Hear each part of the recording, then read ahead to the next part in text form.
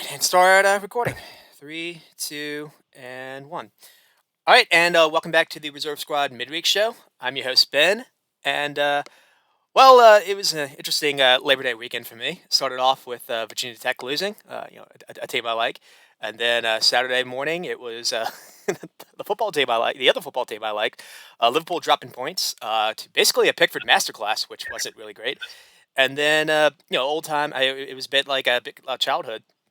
Man United won a big game, so it was just the burgers were fun, I guess, on Monday for the actual Labor Day night. But I mean that was about it. But pleased to say that it made a bit of a better mood today because we were actually joined by a special guest. I'll say it's basically a mainstay with us, and we've invited our good friend Jeremy on, who we've mentioned a couple times, to actually talk with us a little bit about Brentford because they're starting to become a bit of a storyline this early season in the EPL. So, Jeremy, good to see you again.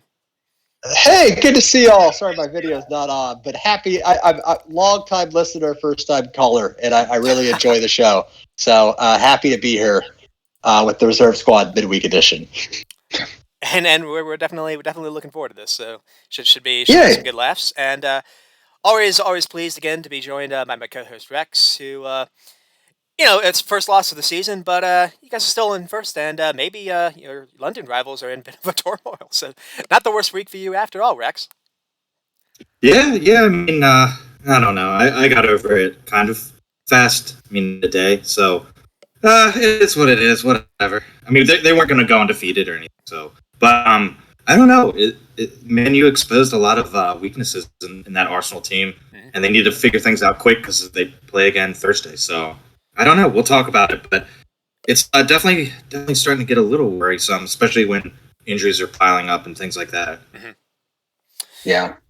And I mean, Jeremy, I guess you don't maybe know what we do. We generally kind of try to do like a headline of the week segment, and then kind of just get into the games. But this time we'll do a Brentford segment just for you. So we'll kind of maybe get started with that. I mean, what was maybe your headline or story of the week? Yeah. Don't want to steal the Thomas Tuchel headline because I think that might outstrip anything Brentford. No, but I'll stick as a homer. My headline of the week, and I think Rex is going to definitely echo this. I'm not sure about you, Ben, which is Ivan Toney. I think he's ready for an England call-up. I think that Dominic Calvert-Lewin's injuries are still there. Maybe there's a resurgent Marcus Rashford that might make a case here. We can get onto that. But Ivan Toney, I mean, if you think about if Harry Kane gets any sort of an injury, who's the player that is the most Kane-like in the Premier League? And it's probably Ivan Toney. I think that's spot on. He's got an all-around game. He can score inside the box just like Harry Kane. And, I mean, you add the free kick and penalty piece to it. And I think, I mean, England's always struggled with penalty kicks. Who better to bring in the 120th minute than Ivan Toney? So I think we're going to start to see an England call for him if it hasn't happened already, if the news hasn't broken right now. Southgate plays that weird, almost like Tuchel-like formation that kind of requires the forward to kind of drop in and play make a little bit, and that is something that Toney offers, and maybe Rashford doesn't. I think that's a great shout. Thanks. So Southgate was watching too in the stands against Leeds, so it was really the perfect game for Southgate to come see Toney play because I mean, like Jeremy said, he offers a lot: free kick, PKs. And, scoring from open play, too. So, yeah, hopefully he'll get that shout. And I think there was a reason Southgate was there, and I'm pretty sure it was to watch Toney. I don't know who else he would really be watching besides Toney. So, yeah, it's a great game for him, especially, with the England boss watching. Hopefully that makes an impact. And Ben, quick thing on the free kick piece, because that really wasn't something that was known to be a part of his game. But I honestly think maybe outside of Kevin De Bruyne, does anybody really strike the ball like Ivan Toney in the Premier League? I know I'm showing my bias here, but like he puts such a top spin on the ball, and he almost it looks so effortless. And I kept thinking, why have we not had Ivan Toney over every free kick for Brentford for the last season? I know that their philosophy is getting the ball in the box to Ivan Toney to head it on to the goal, but if he can shoot rockets like that, let's just line him up behind every free kick. I mean, he nearly scored a second one too, in that Leeds game. Yeah, hit the crossbar, right? Yeah, like the top side of the goal. Yeah, like the top netting. Mm-hmm. Oh yeah. All right, and Rex, I mean, are you were you kind of echoing those things, or did you have a different story in mind? Oh no, yeah, I would echo those too. But I know when you kind of texted us that if Leicester are going to indeed fire Rodgers, maybe they are interested in Frank. And I mean, for me, Jeremy, that is that scares me. Yeah, well, I mean, any other team too you would think would want Frank. I don't think Frank would leave, especially not to go to Leicester, because you look at, they brought in one outfield player, so he can get better backing financially at Brentford. Plus, he's built something here. He's gotten the team to the Premier League, and they're playing well. So maybe that's just bias, but I don't think he would leave. But at the same time, I thought Eriksson would stay too.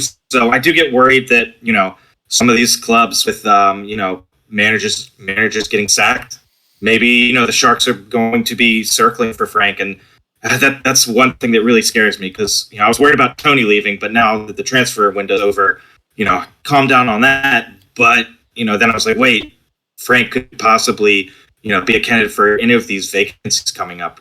So I'm worried about that, Jeremy. What do you think? Do you think Frank would stay if other clubs did come? Yeah, I think Potter's name is going to be thrown out there, but I think I would be worried about Frank to Brighton. But I almost think that I think that the situation is really unique at Brentford, that I don't know if Frank would really be compelled to leave unless it was a really big job. And I don't know if we might be at the point now where, and you guys can maybe touch on this, is that I don't know if these Leicester and Villa jobs that previously were seen as a step up are really in the same category anymore with these Brentford and Brightons. And the other thing is, I think maybe I'm a little bit naive, but I think that Brentford and Brighton, put Brighton in this category too, that I think both of them are capable of maybe sustaining a manager leaving just because they're so well run. It's more about the organization than one actual person.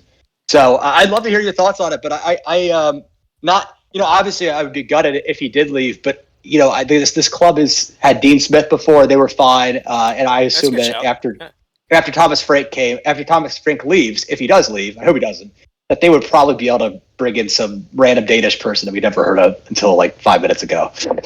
That's true. I mean, they do tend to recover very well when they're losing players. I mean, the fact that they got Tony from Peterborough for like $8 million, I think, after Watkins left, that just kind of speaks to the organization that's kind of running everything behind the scenes, not necessarily Frank. So, yeah, that is a good point. It's also, I mean, when you think about self-sustainability, I mean, that is, especially long-term, I mean, that's kind of what Dortmund have created, and I guess maybe like the Red Bull clubs. Like, they're able to like lose managers and not necessarily lose ship. We haven't necessarily seen that in the EPL, at least at a similar a similar situation, I'd say. So that would be interesting. I mean, I kind of went with VAR, but I mean that's kind of annoying. But there were a number of calls that I just thought were almost too hard to ignore. I think it's gotten worse. In fact, our buddy Alex even texted something saying that it's gotten so bad that they've called in the board to kind of review some things, which is unique. But I mean, the call versus West Ham comes to mind. I mean, there was a bad call. I don't want to say bad. There was shaky calls with Brighton. Brighton got hosed. Arsenal. There was some controversy in that game, and just it was all over really Saturday. I think Newcastle had a goal ruled out because of they assumed like a keeper was fouled. It's gotten to a point where it's kind of killing the game. So don't want to kill the mood, but I just wanted to kind of get that out there. But that said, it needs to be more consistent. We just want consistency across the board. That really is. I think that. There's and some of the coaches in their post game have been talking about that. They basically are just like, we just want consistency. Let's call everything the same way. Well, there's too much, at least the way like the laws are written, and this is maybe on the refs as well. But there's just too much out in the air for debate. Like you're saying, it's not concrete, and so when you allow for human error, I mean the whole reason. I thought like the reason for VAR would be for like clear and consistent fouls or whatever, egregious fouls. We haven't seen it been used that way. But anyways, that's kind of a... Yeah, I agree, man. I want to quickly chime in because I use this term all the time. Rex probably loves it too, but it's like mission creep. It's like that idea that like you invite VAR into the game, and it was supposed to, like you said, Ben, it was supposed to be. I think for England, I think the reference point was cricket. VAR was used in cricket and rugby, and it worked really well there because it was a lot of balls over the line, things like that. Tennis is a great example where instant replay is really successful. England had a goal ruled out against them. I think the 2010 World Cup that I just don't. Yeah, or the Thierry Henry. They ever got over that many years ago. I think these egregious. I think that's a term you use. But now it seems like it's now that it's here, they feel compelled to use it for almost every scenario, and I think. I'm not entirely against it. I think there is a solution here, but the thought that the arguments would stop once VAR came in, I think was really naive, and I think that it's just created a whole other. I'm seeing this on Twitter. I don't know if you guys are seeing this, but it's created this whole like conspiratorial mindset with a lot of the fans, where people are like, well, the teams are corrupt, the owners are paying. Like Chelsea, obviously, were the beneficiary. Some of the big teams are the beneficiaries this week. Mm-hmm. So, it's just kind of a shame that this is the conversation. And hey, it's your headline of the week. It's kind of a shame that these are the topics and not the actual performances. And that's just like for like fouls not given, or I guess like retroactively being given. I mean, offsides has gotten really bad too. I mean, to use Brentford as an example. Tony scored one of the best goals of the season, and it didn't count because he had like a kneecap offsides. I mean, that's just ridiculous. Yeah. So, anyways, that's kind of that's just getting in about that. I mean, the floor is kind of to you, Jeremy. I mean, we can talk about the Palace and Leeds game over the weekend, or if you want to just kind of get into a general discussion, we can kind of do that as well. Yeah. I don't want to suck up too much oxygen. I want to pitch it back to you guys. I'm used to your role, Ben, so I'm very cognizant of being a microphone hog. But this has been a really great week for Brentford because I think the Palace game was right after the Everton performance, and the Everton performance was right after the Fulham performance. And I think for those two games, I think Brentford felt a little bit hard done, especially by the Everton game. They really had outperformed Everton so much that I think the XG was almost triple or something like that, and hit the woodwork several times. I think Brentford still is top of the charts for the amount of times they've hit the woodwork. Brian Mbeumo is continuing. He scored against Leeds, but he still seems like in front of goal he can improve. Mm-hmm. I've been just really delighted by the fact that this team, Ben, you sent me a stat yesterday that I was surprised by, which is that they are a joint second on goals scored. Yep. And Brentford last season were known for its defense, for being really tight at the back and counterattacking. And it seems like this season there's been a really deliberate effort with both the transfers they brought in. We could touch on that, but also just I think stylistically from Thomas Frank to try to get a bit more out of their attack, and it's paying off. I've been really excited by what I've seen with the team, and I'm looking forward to this season in a way that I almost more looking forward to than this season than I was last season, which was their first in the Premier League. So I'd be interested, Rex. I mean, you follow them very closely. I mean, have you enjoyed their on-field performances? Oh yeah, I mean they've scored 15 goals and they're tied with Liverpool for second. And Liverpool has that 9-0 Bournemouth in there. Yeah, so there is a little. Yeah, there's a little asterisk there. So like Brentford is like scoring over the 6 games, and not just like one huge game. Although the 5 against Leeds and the 4-0 against Man U is huge. And their defense hasn't been terrible.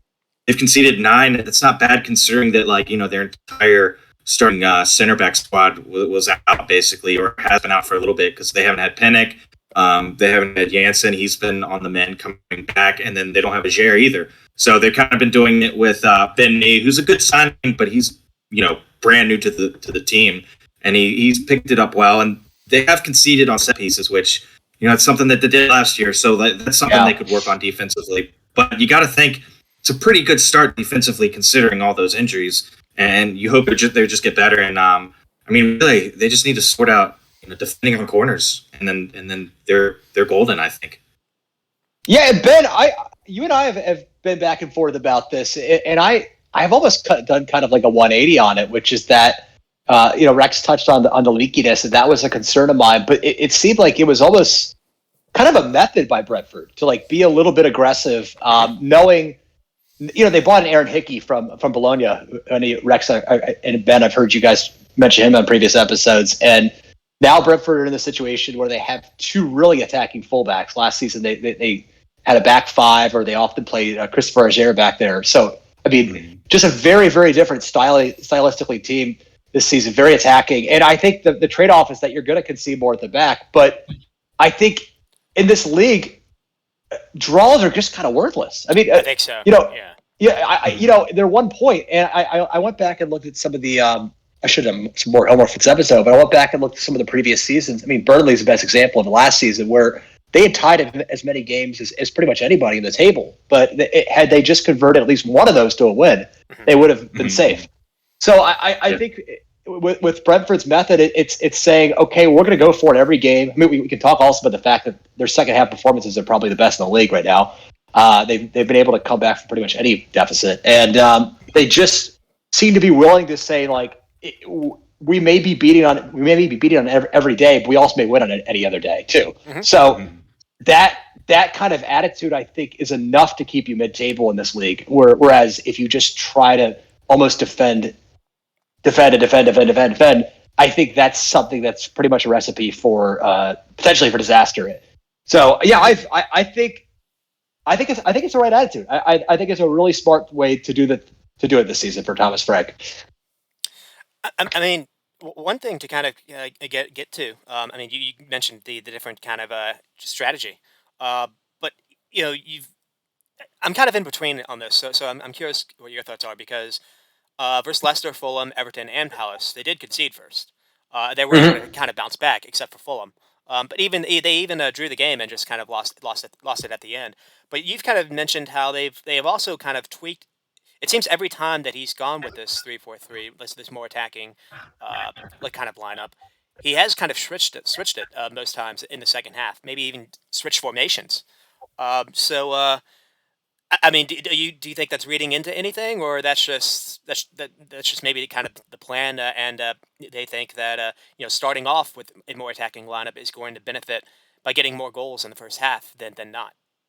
Well, it was interesting because this last game was sort of the opposite. It was Brentford started in a 4-3-3 and then ended in a 5-3-2. So it was like they were actually defending the lead, and they switched to a more counterattacking style. Where in the previous games, it was the opposite. They started off in a 4-3-3, and then they went to something almost even like crazier. It was like this Thomas Frank pretty much like threw on every kind of attacker. He played Salman Ghoddos as a wing back and Damsgaard, and it's like Tuwissa and Tony. It's just like I think this was kind of the ideal setup for Thomas Frank, which is that like we could get if we could get that first half performance right, potentially in that 4-3-3, then we can maybe play a little more counterattacking in the second half. So I do see your point. I think personally, I'd almost like to see it be a little bit tighter in the first half, but I think almost like an Arteta method, where I think that if you just keep sticking with the plan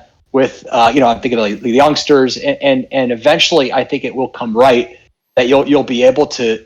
I guess what I'm saying is, if you abandon your principles so early, and that's kind of where I'm torn by. If Brentford just went back to the 5-3-2 last season in the first half and just kept it really tight, then I feel like on some way Frank might say, well, I'm just abandoning the fact that we want to play attacking football.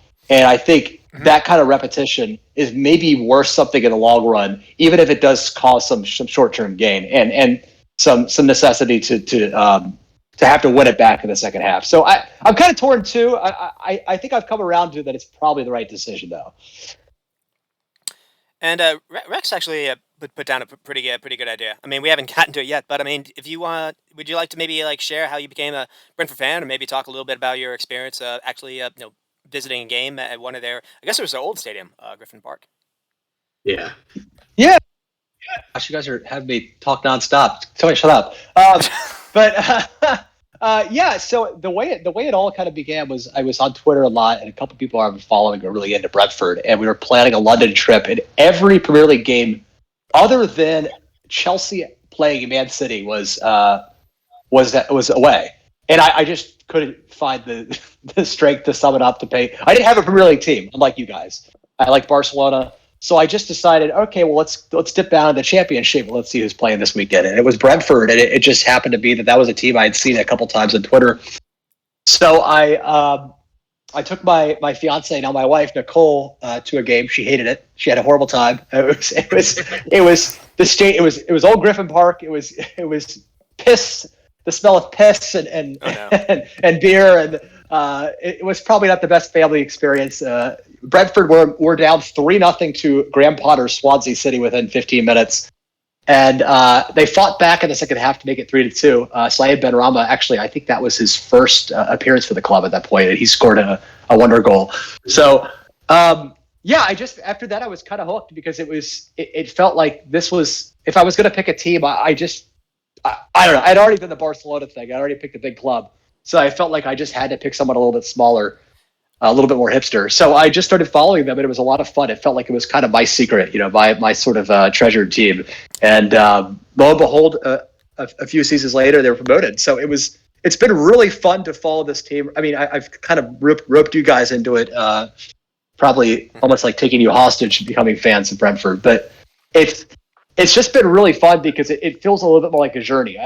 I think maybe you guys can speak to your own fandom, but it just feels like when a team sort of comes out of nowhere and it's on the rise and it's on the rise, it feels like there's just so much more fun and excitement and joy and surprise. Whereas, I honestly got really sick of just supporting a soccer team like Barcelona because it was one, they're a disaster, but two, it just felt like every game of the season was pretty much a guaranteed win in the league season. So what was the point of tuning in other than the fact that maybe they'll draw? So it's been a lot of fun. It's really renewed my love of soccer, my love of watching soccer. My Saturdays feel a lot more enjoyable. Yeah, and personally, I feel like it was really cheap to maybe do that at the time because you started, I guess, watching more championship games because of that. And over the last couple of seasons, the championship, the perception at least, it feels like it's become a more entertaining, maybe more like I don't want to say neutral, but a more like even based like league where the competition is kind of level. So you're maybe getting better games. Yeah, no, I 100% agree. Yeah. We kind of talked a little bit about like sustainability, and you've kind of texted to me a couple of times about how you think Brentford's been doing a bunch of things behind the scenes, not just necessarily trying to get clever transfers. Do you maybe want to share a little bit about that? Yeah, I don't know, and I don't know if you guys have been following this as closely. First of all, I will say both of you, if you have a little bit of change, is subscribe to The Athletic. I've really enjoyed their coverage of Brentford. It felt like for the last couple seasons, before Brentford in the Premier League, it was really hard to get good quality Brentford journalism. There was no dedicated writer. The closest thing you got to was like some of the London papers that would cover the odd win or story. But they've got a really excellent dedicated beat writer, Jay Harris, who's got some great stories there. So he's done a lot of good journalism recently about the fact what's going on behind the scenes at Brentford. And there's been a lot of investment in the coaching, in sort of the backstaff roles, the specialists, and it seems like one of the big hires I think I was telling you about, Ben, was they've been poaching some talented coaches from around the country. One of them was the Manchester United youth coach. His last name is Cochran. I can't think of his first name, but he was very highly coveted. And actually, I think a lot of United fans were surprised to see him go, and he's immediately inserted himself as a first team coach working on the offense. And we just started this conversation on the fact that Brentford's offense is suddenly a lot more attacking and a lot more profligate, and it might be because of this hire. So one thing I did mention to you this morning, Ben, just talking about all my secret texts with you, but is that Brentford's really self-aware. I think they understand that they just can't stay still if they're going to stay ahead. That's the entire ethos of the organization, which is staying ahead of the competition because they have to. They don't have the financial resources. And there's been a lot of effort. Jay Harris has also reported on this, that they are trying to sort of think about how there's been sort of the Scandinavian culture inside their team, and to sort of see if maybe we can evolve a little bit past that. Obviously it's an edge. They've got this really nice resource in the Scandinavian market. They got Christian Eriksen in last year, which I think probably helped secure some of the deals for Mikkel Damsgaard and some other players that were also interested in Brentford. But they also know that they've got England nationals like Ivan Toney and Rico Henry, who's probably another player that could play for England. He's fantastic. And I think there's a concern that they don't want to become too much of a one-note team. They don't want to become a Wolves. They don't want to become a, I don't know, somebody else. You can pick a name. But so I think there's just a lot of thinking at the club that's really smart, and it's not about just doing the same thing over and over again. And I think the club's going to ultimately be they're not afraid to take risks, basically. And I think that's something that's definitely shown in how they've went about Eriksen and Damsgaard. You can maybe say. Yeah. So I think that's really something to admire, even just in your own life. Is just the fact that you have to be willing to take what risks to succeed. And I think that's what's really exciting about following this club. So, yeah. And I mean, you kind of mentioned. I guess we'll get a couple more questions. This is my last day. Yeah. Well, you mentioned. We talked a little bit about Toney. But I think it's interesting to say that I want to say back in December, or at least December, November, even January, you were maybe kind of worried about him, and I was as well. And then like that weird video came out about him. I guess when he was on vacation. I mean, it kind of coincided with Eriksen. Brentford. It kind of coincided with Eriksen joining the team. But it just seemed, I don't know if that video kind of like shaped him up, but it seems like that's maybe been a net positive for you because, one, I think big clubs kind of went off the scent on him because, he came in having like a 40-goal season. People were expecting big things and it wasn't really panning out. And then he really caught on towards the latter part of last season. And a lot of people, I kind of attributed it to Eriksen. Eriksen was the one supplying the balls. Yeah. And I was kind of worried that losing Eriksen, the person that was going to lose the most out of that was Toney, and we haven't necessarily seen that happening at all. So I mean, how do you think they've gone about replacing him? Because it seems like they've decided to not necessarily look for an actual person, but to find like the traits that he was offering and find it in like other players that they already had, and kind of inserting it that way. What do you think about that? Yeah, it's a great question. Yeah, I think first of all, to touch on the Eriksen thing, I think a lot was a little bit overblown on the Eriksen transfer in the sense that Brentford suffered a really big dip mid-season last year, and it was because of a lot of injuries. And the biggest one was probably Ivan Toney or David Raya. And I think it just so happened that when Eriksen came, also those players came back. So I think there's been a little bit of the chicken or the egg problem there with the Eriksen transfer, which I think undersold just how important Ivan Toney was to the team. In fact, I think Ivan Toney's first or second game back, he scored a hat trick. So I think he's great, and so he's obviously a really talented player. I think the big problem last season was the fact that he would play really, really deep, and he was great at that. That's why we compare him to Harry Kane. He's really great at distributing the ball. He was actually willing to even work hard without the ball to press. But there's even some games I think he had a crucial tackle or two. For Everton, I think you're calling. Yeah, I think you're right. So yeah. So I think Brentford has been a little bit lucky by their injuries last season. I think you look at Brighton, you look at teams that have actually lost with Basuma and Cucurella. Brentford avoided, I think, some of these bigger clubs poaching their talent because players like David Raya and Ivan Toney sat on the bench for a lot of last season with injuries. And so I think it's setting up the next summer is probably going to be a big one for them. And they do have some succession plans, which we can touch on another time. But I guess to sort of roundabout answer your question, I think Toney is sort of proving now that I think in a 4-3-3, which is to go back to the fact that they are switching things up, that as a target man, as opposed to somebody playing just in a 2 on a counterattacking team, he's actually really good in the box. He's actually really, really good at getting at the end of crosses. He's really good at striking the ball when he can get in and around the box, or he can get outside the box free kicks. And I think that there was a lot of effort this summer to try to restore what Toney did in the championship, which was in a 4-3-3. And so I think that we're starting to see that that Toney, the role that Toney played last season, he can still play because Brentford's going to need to play that counterattacking style against some of the bigger teams. Mm-hmm. But I think that if they can just get him a little bit more service, a little bit more creativity around him to take some of that burden off him, he's a 20 goal. He's going to score 20 goals this season. I think him and Mitrovic are going to score 20 goals this season. Mm-hmm. And so, I just think that he's that kind of a striker. And I'll just say this: Brentford is going to really make a lot of money off him. And it's going to be a huge loss, but it's going to be something that they're going to be able to take that money and do something great with. So, long answer there, but he's awesome. I mean, anyway, guys, I'm gonna bounce off. I got a few things I got to do at work, but all right. Thank you for having me, and I'm gonna listen to the rest of this podcast while I'm working. So don't. I can't listen to it. I don't think you can. Live. Damn it. Okay, well, I'll listen to it later when I'm putting my baby to sleep. But thank you for having me, and I appreciate it. Big fan of you guys.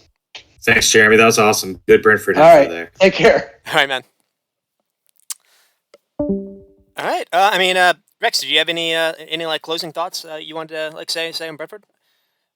Just to piggyback on Jeremy a bit, I think Lewis Potter's been really, really. I think he's going to be a big signing. He's really young, but he's looked pretty athletic already, and I think he can him and Mbumo can target Tony now in the box. And like Jeremy said, he's so good in the air. It opens up crosses from the left and right, and Hickey, more attacking fullback than last year, and Henry. And I think it's going to provide more service for Tony, and we've already seen it. And then the other thing, though, too, is just behind the scenes also, Brentford shut down their academy in 2016 because they were losing money, and they've reopened it. Yeah, they've reopened it, and they signed a bunch of young players. Actually, it was a misleading stat, but Brentford, I think, signed the second most players in the Premier League over the summer, right behind, obviously, Nottingham Forest. But when you looked at it, it was like maybe 4 were on the the Premier League team, and then a bunch of other guys were signed to the youth team. So it's nice to see that they're building that up too. That won't be losing money anymore now they're in the Premier League. So, that's part of the potential success of some of these clubs is homegrown talent from your academy. Well, and even if you're a feeder club, you sell and make the money at least. So they'll be making money, and so I hope that pays off. And I think it will. It'll pay off more than it did before they close it down, that's for sure. But that's another thing that speaks to kind of, how they're building this program, literally like the entire program, not just the A team, but they're building the youth teams up too again, which is nice to see. I think that's really important because like these days, I don't know if this, maybe it's a World Cup thing. I don't know if it's off the back of COVID. But the player fees, and maybe agents are kind of driving this too, have inflated to a point that I do not think is sustainable for smaller clubs to just go out and get players, to go out and get like 20, 21-year-olds who maybe they have like an appearance in the Champions League. That's nice. But I mean, they're unknowns. And like these players are going for $30-40 million fees. And so being able to kind of groom your own talent, I think maybe is the only, that or having a feeder club like they have with Midtjylland could maybe help them out as well. But I mean, to use that example, there was a guy that flied for Shakhtar yesterday in that big Champions League win versus, I think it was Leipzig. And the left winger, I think is, Mudryk. Yeah. Apparently, Brentford tried to sign him or they were close to, or they sent out a bid on deadline day to try to get him, and they apparently broke their transfer budget. At least they broke their record trying to get him. So you can see like how it's going. So being able to develop some kind of youngsters, I think is really important for any club going forward. And Jeremy talked about how they seem to have a bit of a more of a long-term outlook, and I think that's another example of it. And so that is that. So, that is Brentford, baby. And so, I mentioned last week I was a little bit worried about doing the show like this because I wanted to invite Jeremy on to talk about Brentford because that was really cool. But two, it's interesting to cover basically 20 teams that had 2 games in the last week. So I think basically what I'll just highlight is what happened in the midweek. Chelsea lost to Southampton. We'll get into why. I personally just put it down to Tuchel did try a formation change, and Southampton's young players absolutely destroyed Jorginho, which we'll get into. But two, they played an entire half, or maybe 60 minutes, down to man versus Leeds, that I think factored in. I think they had heavy legs. The pitch was also kind of weird.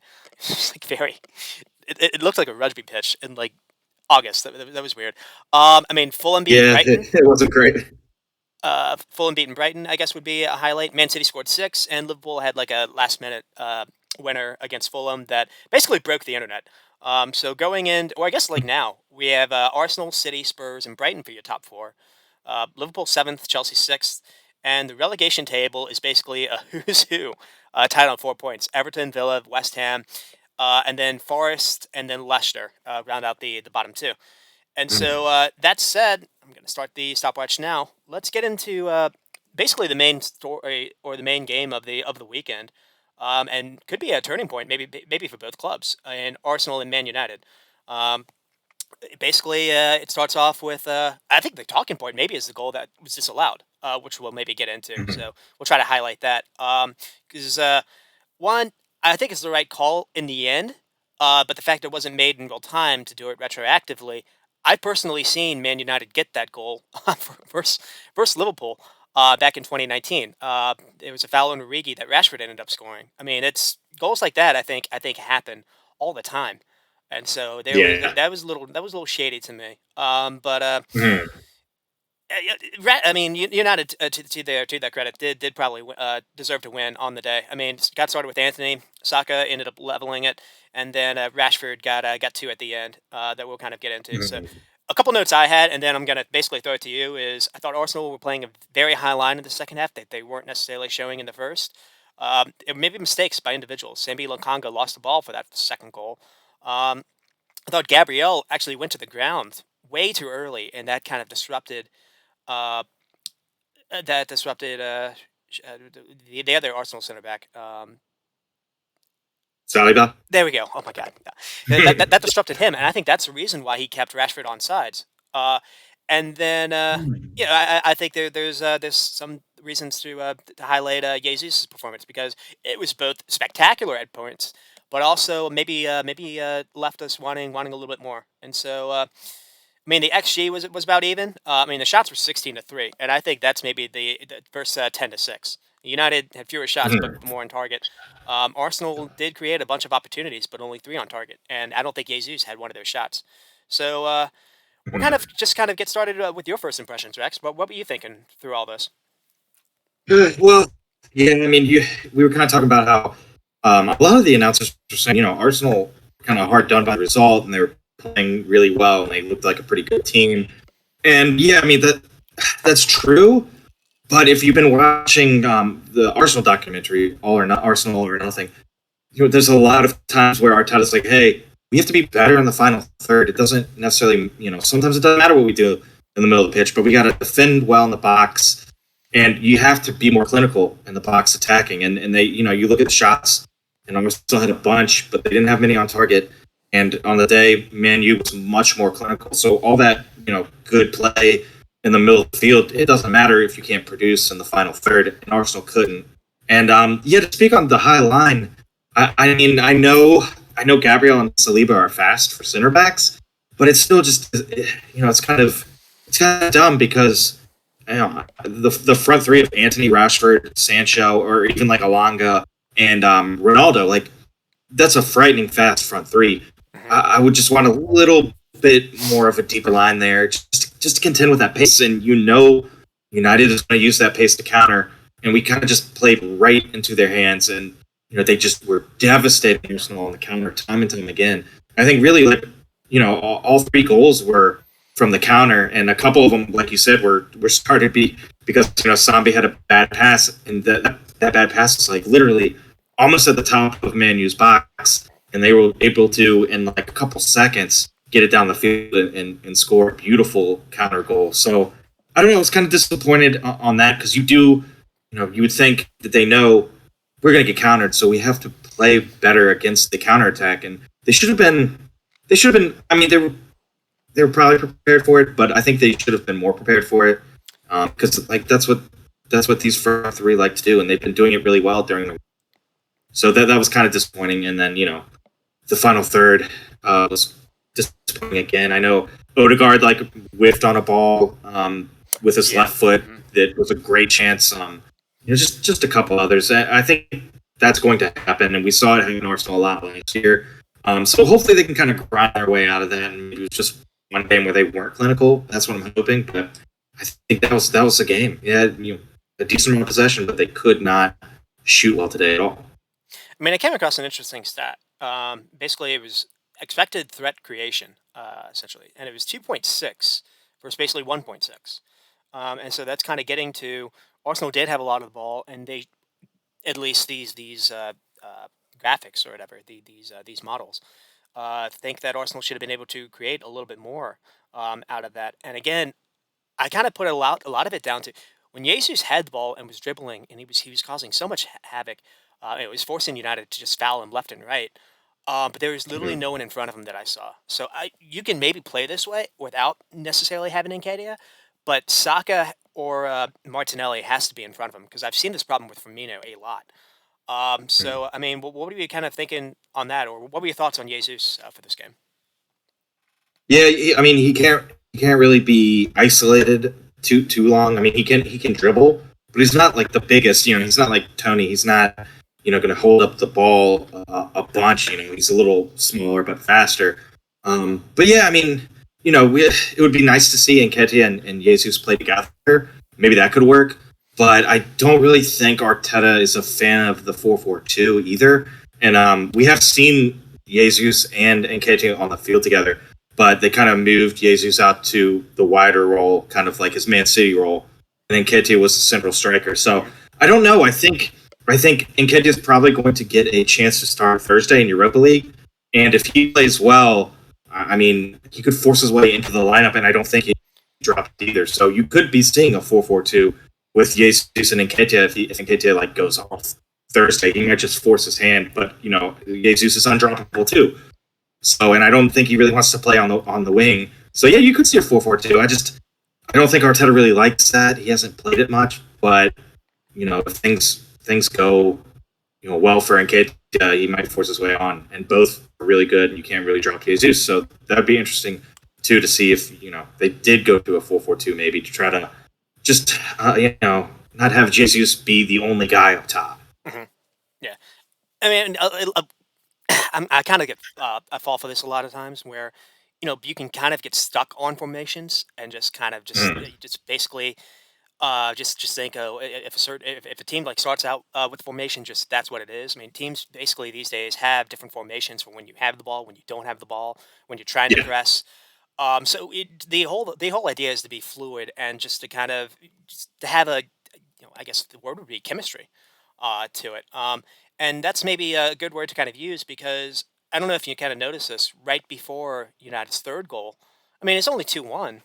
Even after that Rashford goal, right before United's third goal, there's a throw in, and basically Arteta makes a bunch of changes. He brings on Nketiah, he brings on Fabio Vieira, I think, for Odegaard, and brings on Emil Smith-Rowe. And I think it was supposed to move Martinelli to wing-back. So they might have even tried a back three. But what's kind of interesting is basically every player I mentioned other than Nketiah is caught asleep, and they don't know who to mark for the throw-in. And so it looks like, at least when I replayed it, Martinelli is basically telling Gabriel to mark. It might be Rashford, but it might mark basically the player that was on the wing. And Martinelli does that, and Gabriel does that. But out of nowhere, Ronaldo comes into the picture completely unmarked. And Ronaldo gets the ball, and then that kind of makes everyone kind of freak out. Fabio Vieira tries to block Ronaldo. He does, but then the ball comes to, I think it's Bruno. And then it's okay. And then Bruno is able to quickly find. I think Bruno's able to quickly find Eriksen making a run. And the reason why Eriksen's free is because Fabio Vieira completely has his back to him. Mm-hmm. So it's just one of those things where they hadn't been on the field for probably more than maybe a minute, or maybe in less than that. So it was just kind of they were cold, and it kind of caught them. So. I mean, do you have any thoughts on that? Yeah, just to piggyback on that too. It was Vieira's first action. Besides, he played in the under 21s, I think, and he was on the bench more recently. But this was his first action too, and he was asleep, I think. But not to just pile on him, he did, I think, look pretty creative.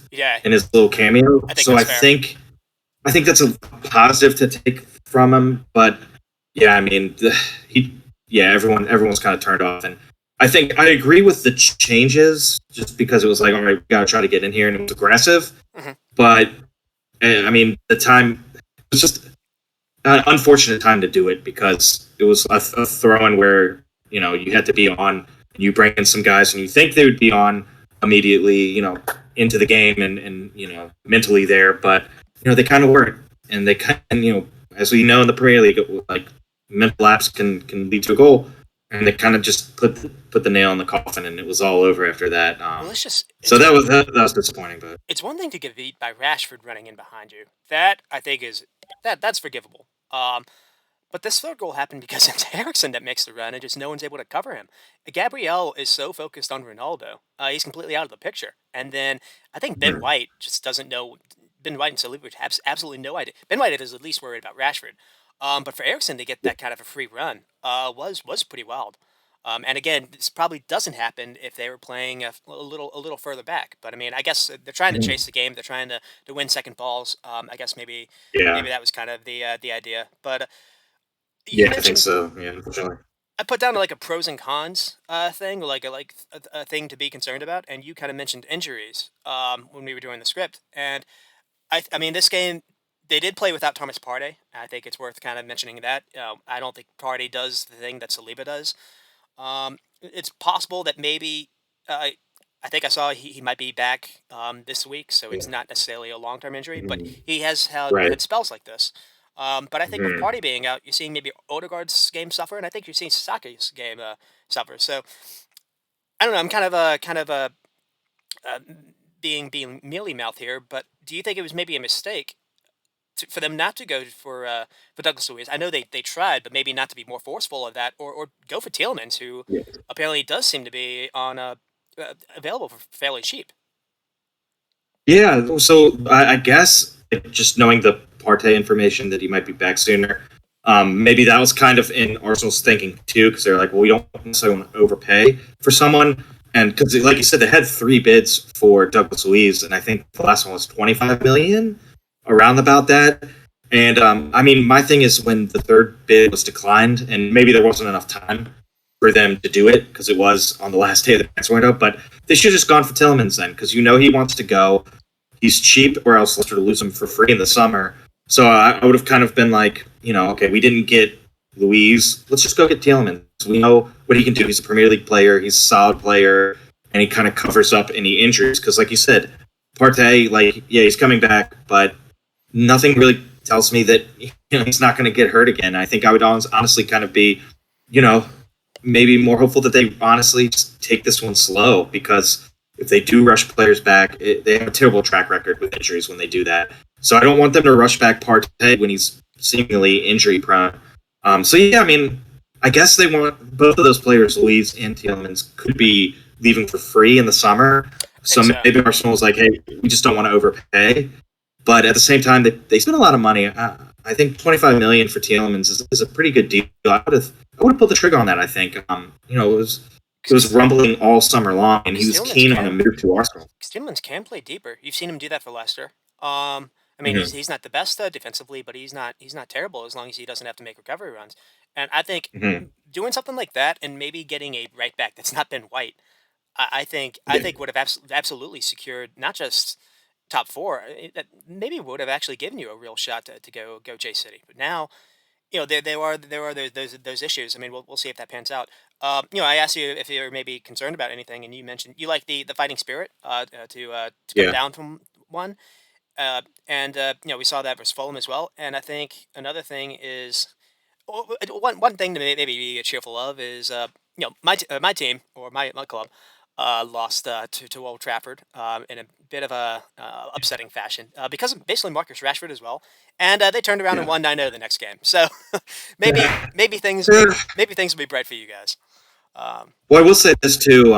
I am a fan of Rashford, like everything he does on the field and off the field. So I am excited to see Rashford kind of return to form. I think that's a good shout. The Premier League is better for it, and obviously it coincides in with perfect timing, because the World Cup is. Yeah. So, and it's good for England. Yeah. So I am excited for Rashford to do well, and Sancho's been playing well too, and Anthony immediately hits the ground running with a goal. So that looks like a a pretty solid transfer.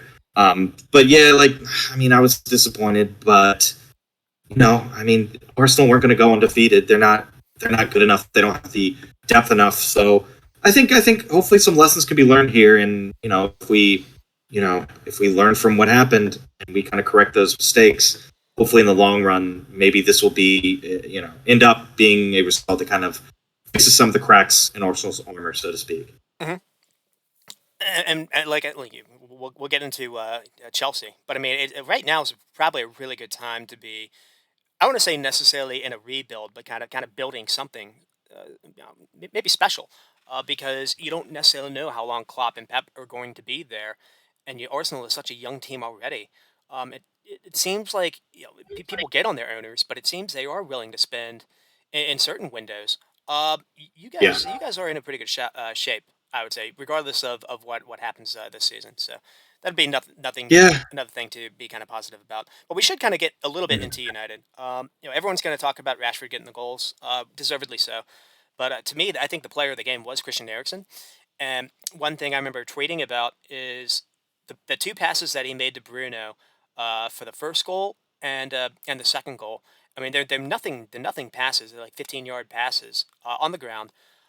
But it's that kind of ball from that side of the field to the attacking third that we just never saw Fred or McTominay play, and that to me is the biggest difference. Now, I'm not necessarily going to gas up United and say all of a sudden this is a team everyone should be worried about, because I don't think the overall passing is where it needs to be. I think they had 230 passes, maybe 250 passes this game. I think for Southampton it was under 300. Versus Liverpool it was like 180. So I don't know if you can necessarily go direct in this kind of manner and only play a counter ball, because that's kind of what Ole did. But at the same time, playing Eriksen in this deep role is very interesting. And you saw basically both sides, the negatives and positives, because Eriksen is the one that gives the ball away for the Odegaard. When Odegaard gets the better of him, and that's what led to the Martinelli goal. And so he can still be kind of vulnerable. We saw him vulnerable versus Brentford. Brentford kind of handled him a little bit, but when he has time on the ball, he can be as good as there is. And when you're able to get Bruno the ball in those kind of spaces, in those pockets in the final third, Bruno can do a Kevin De Bruyne-like pass. I mean that is certainly something for United fans to be excited about. I mean, they went out and got Christian Eriksen for free. I mean, that's looking to be probably the best deal. Everyone's going to look at Haaland, but that's quite a good thing of business. And I mean, one thing I kind of did want to bring up is I did think it was weird that when Ronaldo came on, it almost felt like he was a decoy. I don't know if you kind of noticed this too, but on that second goal, Ronaldo is basically on the touchline. He is nowhere near the middle, and he's making all that room for Rashford to make the run that he does. And I don't know if he's down with that or not, but I think that's basically the main changes that I've seen. Now, I guess I'll ask you about this. Is we've seen a completely different lineup for the last couple of weeks. Ronaldo isn't starting anymore. Harry Maguire isn't starting anymore. You're seeing that Martinez and Varane center back partnership, I think, has only given up a goal or two, and I don't think they've lost yet. And so you are seeing, and De Gea is not necessarily the one on the ball anymore. They were actually playing through Martinez, which is interesting. But I mean, what are your thoughts? I mean, what have you seen that's changed, at least from the Brentford disaster, where we didn't know what to think of United, to now they're starting to get on a little bit of a run now. Yeah, and the back four is now, I think the four players are concretely the number one starters. And Valencia as well. Before that, the first two games. Yeah, well, the first two games too was kind of a little bit mixing and matching, and obviously you got Maguire in there and Shaw. But now, I mean, Martinez has been fantastic after the first couple games, and then Malacia too has been incredible, and he was kind of an under the radar signing, and he's been really good too. So yeah, that back four is really impressed. I'm worried about depth still, because if something happens, I mean, who you going to put in, like Lindelof and Maguire? And then you're going to do like Shaw, maybe. I mean, so I am worried about depth. But yeah, like, just it's funny that something as little as like taking out two or three players on the back line can just change everything. Sometimes it doesn't, and we were kind of calling for easily not anyone who's not blind could be calling for Maguire to get out of there. But to put Malacia in, a young guy from the Eredivisie, he's not even used to the Premier League, and he's going out there and being tough. He's kind of maybe taking his cues from Martinez, who's been tough too. I mean, so turned out to be you talk about like the Eriksen, well, the Eriksen role too. That's another tactical change, but for me, it's just that the back four, finding a really solid back four is just changing the game format, and then they can be more attacking and more confident in their attack and being like, hey, we don't have to worry about losing the ball because we have a good back four in the back now instead of before where we had slow ass Harry Maguire. I mean, the front three, at least the Rashford, Sancho, and Antony now have all scored for the last few games. Sancho got their goal against Leicester, so Sancho's starting to add goals to his game. I think maybe him playing on that left side is a little more beneficial to him as well. And one thing I'll maybe add or maybe kind of end on is the two goals they scored at the end were just Rashford making a run in behind and catching Arsenal off guard. But the first goal they scored really was nice. I think it was on the end of like 15 passes. They had a couple recycle possessions.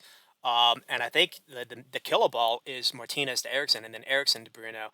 But Arsenal weren't able to actually get a kick on the ball at one point. So you saw, I think if Man United do change, that they do become more of a possession team and they do start to resemble a little bit more of what Ajax was last year, I think it'll be maybe the start of what that goal was because you saw a glimpse of what United can be. They're not necessarily there yet, and we haven't seen Casemiro be inserted into the squad yet as well. So, yeah. All right, well, there's that game, and I guess I'll allow you to kind of laugh a little bit at me with my misery because the next game we'll talk about is Liverpool Everton. I personally was expecting it to be a bit of a dogfight. It's actually been a couple draws now in the last couple seasons, so this isn't that out of the ordinary. But those have been like actual like cage match, like awful to watch games. And this one was end to end chaos.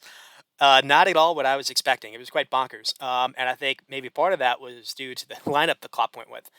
He played in midfield of Fabio Carvalho and Harvey Elliott. And if you were playing a FIFA team, this is an excellent thing to play because you've got speedy guys, you've got guys good with their feet, they probably have good shooting ability on FIFA. But in real life, they're both probably 5'7" max, and they were not offering Fabinho any help at all. Winning second balls and trying to win duels. I saw Fabio Carvalho basically playing way too far up top, and too often I saw Fabinho all to himself. For like Onana, Iwobi, even Tom Davey was in there getting physical, and Everton was actually able to win a couple duels in that midfield, and once again Fabinho was kind of overrun, and so the second half was a little bit better. I mean, the first half was dross or dire for Liverpool. I think they had 5 shots, maybe 1 on target. They ended with something like 23, and I think 8 on target. Much better second half. One thing I noticed was Firmino coming on was a significant help. We're starting to see him actually rebound a little bit. Maybe it's because he's getting more game time. I don't know if Darwin being out kind of helped with that. But I don't want to necessarily say he's back to his old self, but I've kind of noticed that he's almost needed to play because he's the one that kind of finds those pockets and does kind of the Bruno role. He can create and find others. And I think you saw Darwin play a lot better in that second half as well. And so I don't know. Those were quickly just kind of my thoughts. What were you thinking during on this, Rex? Yeah, well, I would agree with the FIFA lineup. It looks really, really attacking, and you kind of have to put all your eggs in the basket in Fabinho's basket for holding down the center of the park defensively, which I think he did a pretty good job considering. He kept them off the score sheet. I know Everton scored, but it was offsides. I think they scored at the end, but it was offsides. So I think Fabinho did a job. The problem is you would expect Fabinho does a good job and the defense gets a clean sheet. You would think this lineup should pile on the goals with Carvalho and Harvey Elliott in the midfield and Diaz and Nunez and Salah up top. So that's a little bit of a concern. I think it was Cody's first game too. for Everton. So maybe that ended up actually kind of helping them. And then I mean, Pickford was amazing. It seems like Pickford he really was. kind of senses That was unfortunate. he always senses the World Cup's coming up, or like his time to possibly lock down the England job comes up, and then he has these like amazing games. So that was kind of funny too, because sometimes he hasn't played well, but it seems like in some of these big games, the closer you get to the England games coming up, he tends to just up his game a notch, which was it was amazing. Some of the saves he made, I was just like, what? And then I thought Anthony Gordon played pretty well too. He's kind of at times he's one of Everton's only like attacking players or threatening players. So he's fun to see too. I really enjoyed him.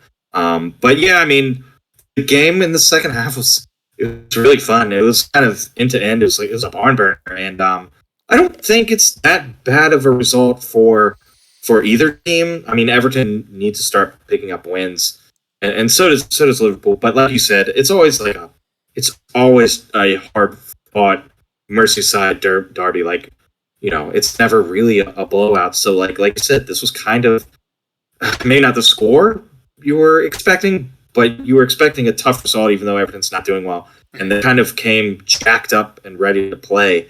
I think they kind of just fed off the energy of the Merseyside derby, kind of, I mean, two things that I make of this. The way to maybe be a little bit more positive than absolute doomsday is you've gotten two of your hardest away derbies out. You don't have to go to Old Trafford again. You don't have to go to Everton again. Now, basically, the next part on the schedule is really what matters. I mean, if they're going to have a good season or a special season, it'll depend what they do in the next 5 games, because I think it's like Wolves, it's Brighton. Brighton are on amazing form, and then in between all that is Arsenal, Chelsea, and I think Man City. So just a few teams that people might recognize. Chelsea. Mm-hmm. Chelsea are a mess right now, but I think they play them next week, and there is such a thing as like a new manager bump. So Yeah, I totally. don't know what to think about that.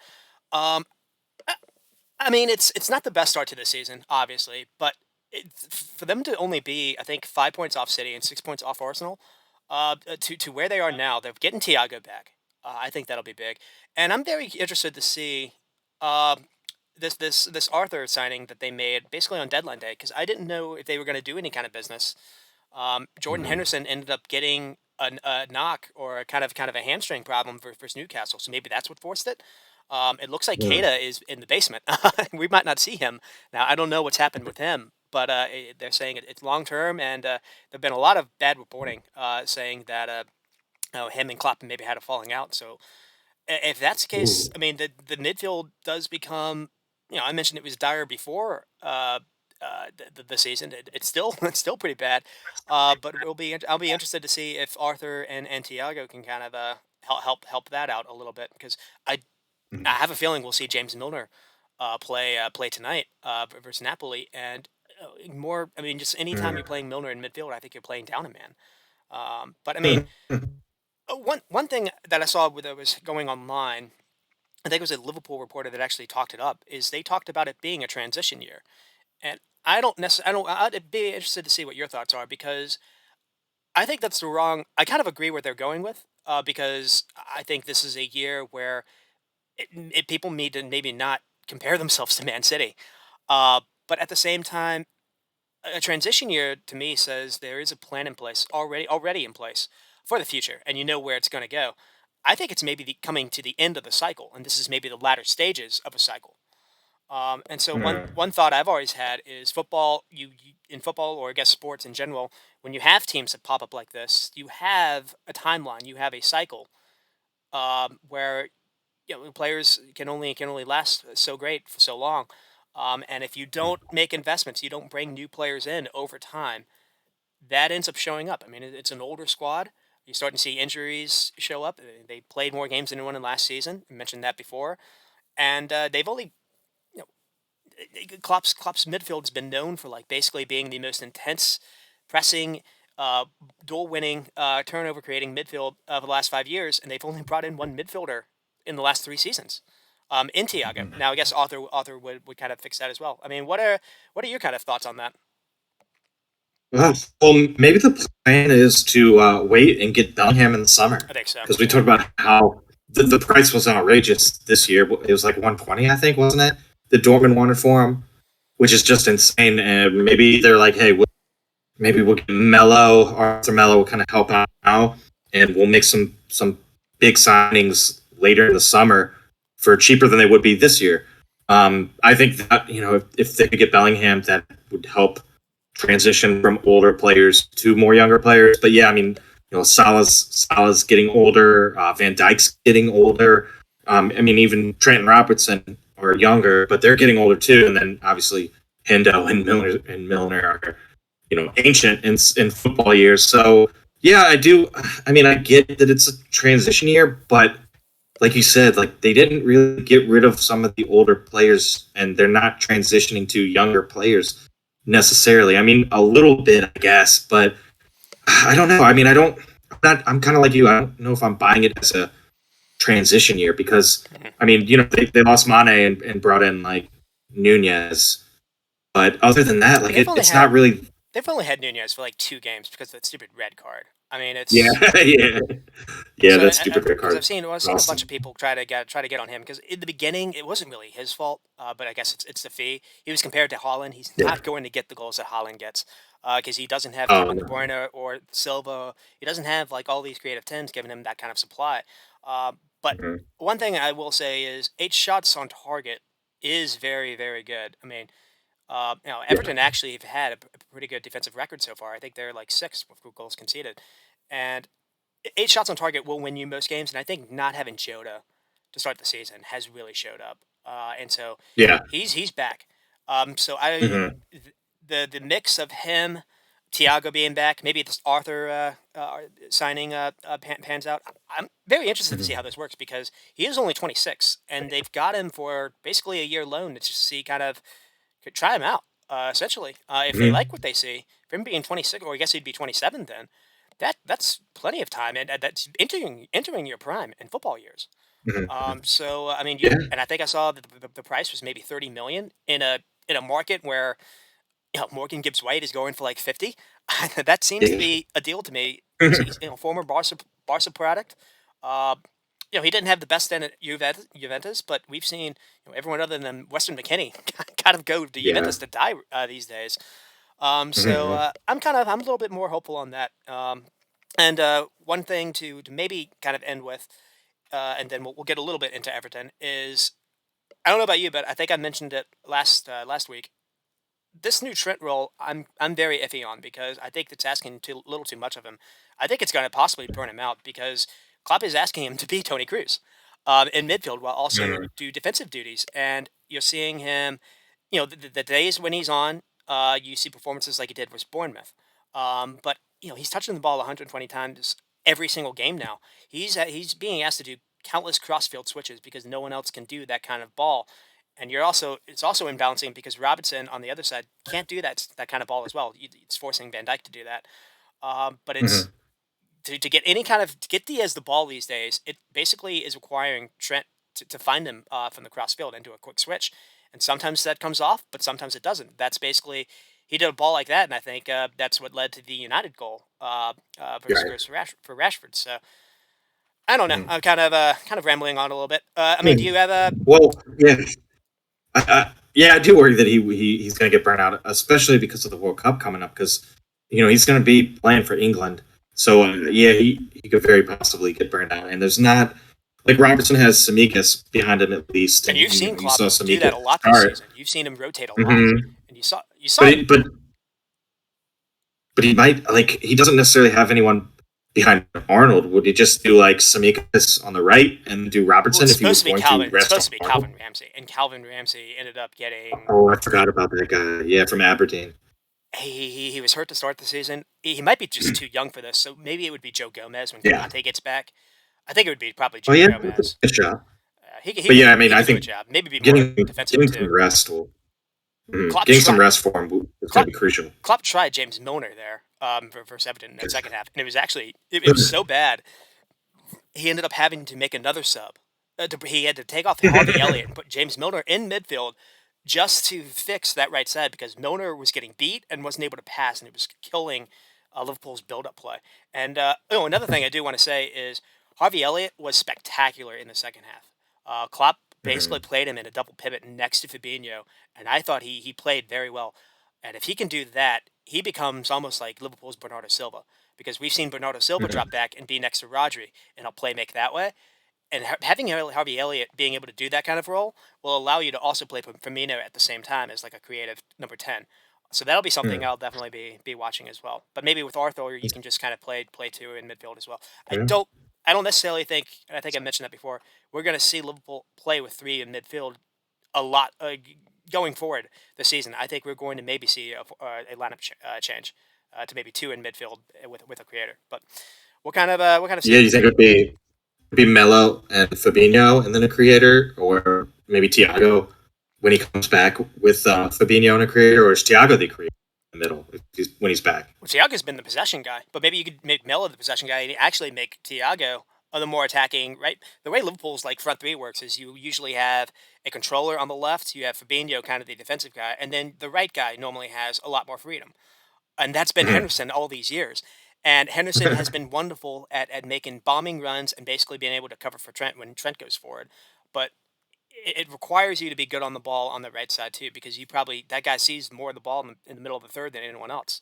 And so, yeah, I think it's going to require taking some tweaks. But at the same time, there is time, and as long as City can drop points somewhere in between these weeks and not get 90 points a season, I think Liverpool will still be there at the end. There's kind of my doom. And they're having there's my doom, but players coming back from injury and stuff like that will help for sure. So I agree. I think it's fine. Get some of those good players back, they'll be all right. I mean, do you want to also say anything on Everton? I mean, I don't know. I mean, they're not doing terrible. They're picking up a lot of draws, but you mentioned it earlier. Like at some point, you have to win. Three draws is 3 points. Well, 1 win equals that right there. So they're gonna have to win. Lampard's gonna have to win some games soon. But I do kind of like some of the business they've done. They brought in Dwight McNeil. They got Mape because they desperately need a striker. Tarkowski and Cody are a must because they lost so many defenders. But they also got Idrissa Gueye back from PSG, who could be a huge signing for them. Yeah. And Onana too in the middle of the pitch there. So they've made some good signings. I think a little bit more time, they might start picking up wins because they have been competitive, getting draws, and they haven't had a striker really until now. So it'll be interesting to see because they have injuries too. So I think they'll be okay. I think they'll get some players back and start picking up some points. But they have to start winning soon. Draws aren't good enough, like you said. I mean, I think for the last maybe 3 or 4 weeks, Pickford's been their best player, or at least been the man in the match. It feels like we're doing a podcast and we're praising him. I think he had something like 9 saves this game. Well, I guess it would have been 8 with 8 on goal. Especially towards the end, Salah almost won the damn thing, and Pickford I think got a glove to it. Mape is very interesting to me because he will get into a lot of really good positions. We saw him a lot at Brentford, and it never made sense why he didn't get more goals. And I think we maybe saw that in this game because he got into another really good position. He forced a very good save by Alisson, but if he picks a corner, it's going in. And it's just if it comes down to him being able to put some chances away, if Calvert-Lewin's not in the squad, Everton. For being an interesting team, I mean they're definitely running hard for Lampard. You can't say that they aren't tuning him out, and they have some interesting pieces. I mean, you mentioned Onana last week, Onana and Webby. I've been very impressed with their 2 fullbacks, Patterson and Mikolenko. Not just defensively, but also offering something going forward. So they have the pieces there to be an interesting team. It just seems they are lacking maybe the final product, especially with someone like Gordon has been he looks like he can run for days. So he can make some runs. He just needs someone next to him. It seems. Yeah, it could be as simple as Dominic Calvert-Lewin being back and healthy. Honestly. And so we'll kind of I don't know what we're doing for time, but we'll get started with Man City and Aston Villa. This one ends 1-1 in an Awesome surprise. Because I was dreading this game. They won 6-0. I mean, versus Nottingham Forest, but still, they won 6-0 over the weekend or the midweek. I think Holland had a hat trick with like 20 minutes into the game. Um, and so you were worried about this because we've heard nothing but rumors that maybe Gerrard's out. Villa have not been good defensively, and lo and behold, they not only kept City from only getting one goal. Man City had 13 shots total and only 4 on target. I mean, it wasn't like Villa escaped out of this one. I mean, their XG was 0.34, and they only had one shot on target, and that was their goal. But also maybe had a goal ruled out. We'll kind of get into that as well. So, I mean, yeah, it's a Holland goal, Kevin De Bruyne assist, and then Leon Bailey gets one back with basically like a wonder hit. So, we'll kind of get started, I guess, with Man City. Holland does get his goal, but I don't know about you, Rex. I do feel like this is maybe some kind of highlight tape that other center backs can maybe see what Tyrone Mings did, because it wasn't just City weren't able to necessarily get him the ball. I think he was physical and he didn't fall for Holland's like kind of feints and stuff. Holland can be very quick, but he's so big. He's not. Holland can be fast, but he's not necessarily quick. He's not quick side to side. And I think if you can stay with him and not necessarily let him get away, you can maybe do a job on him still. I mean, what were you thinking about that? Yeah.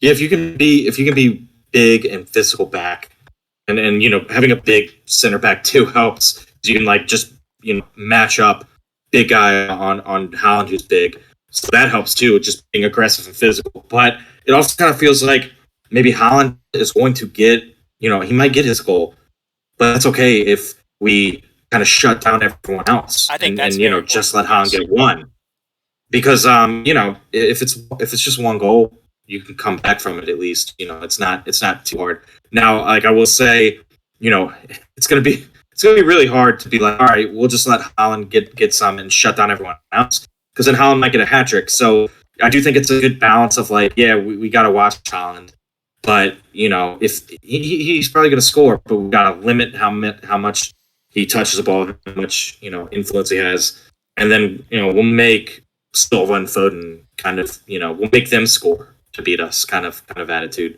which I think people can take from it. But I also think Pep will kind of be sorting out those problems in the weeks to come, and we might not see we might see some different things thrown in the mix probably by Pep. He likes to surprise us with things that end up working really well. So maybe he'll figure something.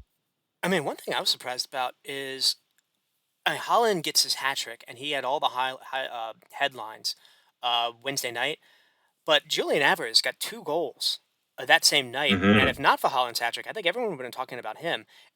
And I don't know if maybe it was just too quick of a turnaround for him, but because I can't remember if he played all 90 versus Forrest or not. But it was surprising to me he didn't come on that second half to maybe offer something in that final 15 minutes. To just kind of give Villa a little something different to think about. And to get to maybe another thing, if there is a weakness in this Villa team, I mean in this Man City team, Pep has basically decided to just go with his philosophy of not playing with traditional wingers. He's got Bernardo Silva and Foden basically out there, and they are basically these technical guys that are going to create. They're going to use overlap runs. They're going to be silky on the ball, but they're not going to basically take a defender one-on-one and get by him and go on the byline. And so I am curious if maybe that is maybe the one weakness. If you can tucker things in the back and actually make things narrow the way Villa does, there is a way to kind of stick with the City team. I mean, what were you thinking of that? Yeah, it's kind of interesting that they got rid of someone, and Sterling could really do that for them. Yeah, or Jesus. Or Jesus, yeah. And you saw Mahrez came on, so maybe Pep's trying to add that dimension. But Mahrez just hasn't been that great recently either. So I don't know. It does kind of seem like they've just abandoned that, because you have Foden and Silva and maybe Grealish, and sometimes it works and sometimes it doesn't. But like you said, like they really don't have the ability to kind of put someone in that will be wide and take people on out wide, and Mir is maybe the only person, unless one of these young guys, can step up and do it. So that's an interesting point too. It does kind of seem like they are possibly missing Jesus and Sterling because they kind of didn't, they didn't bring anyone in. Like they brought in two really good strikers, but they didn't bring on any really good wide players that can take players on out wide and beat them, which is curious because they had a couple of them and they let them go. Mm-hmm.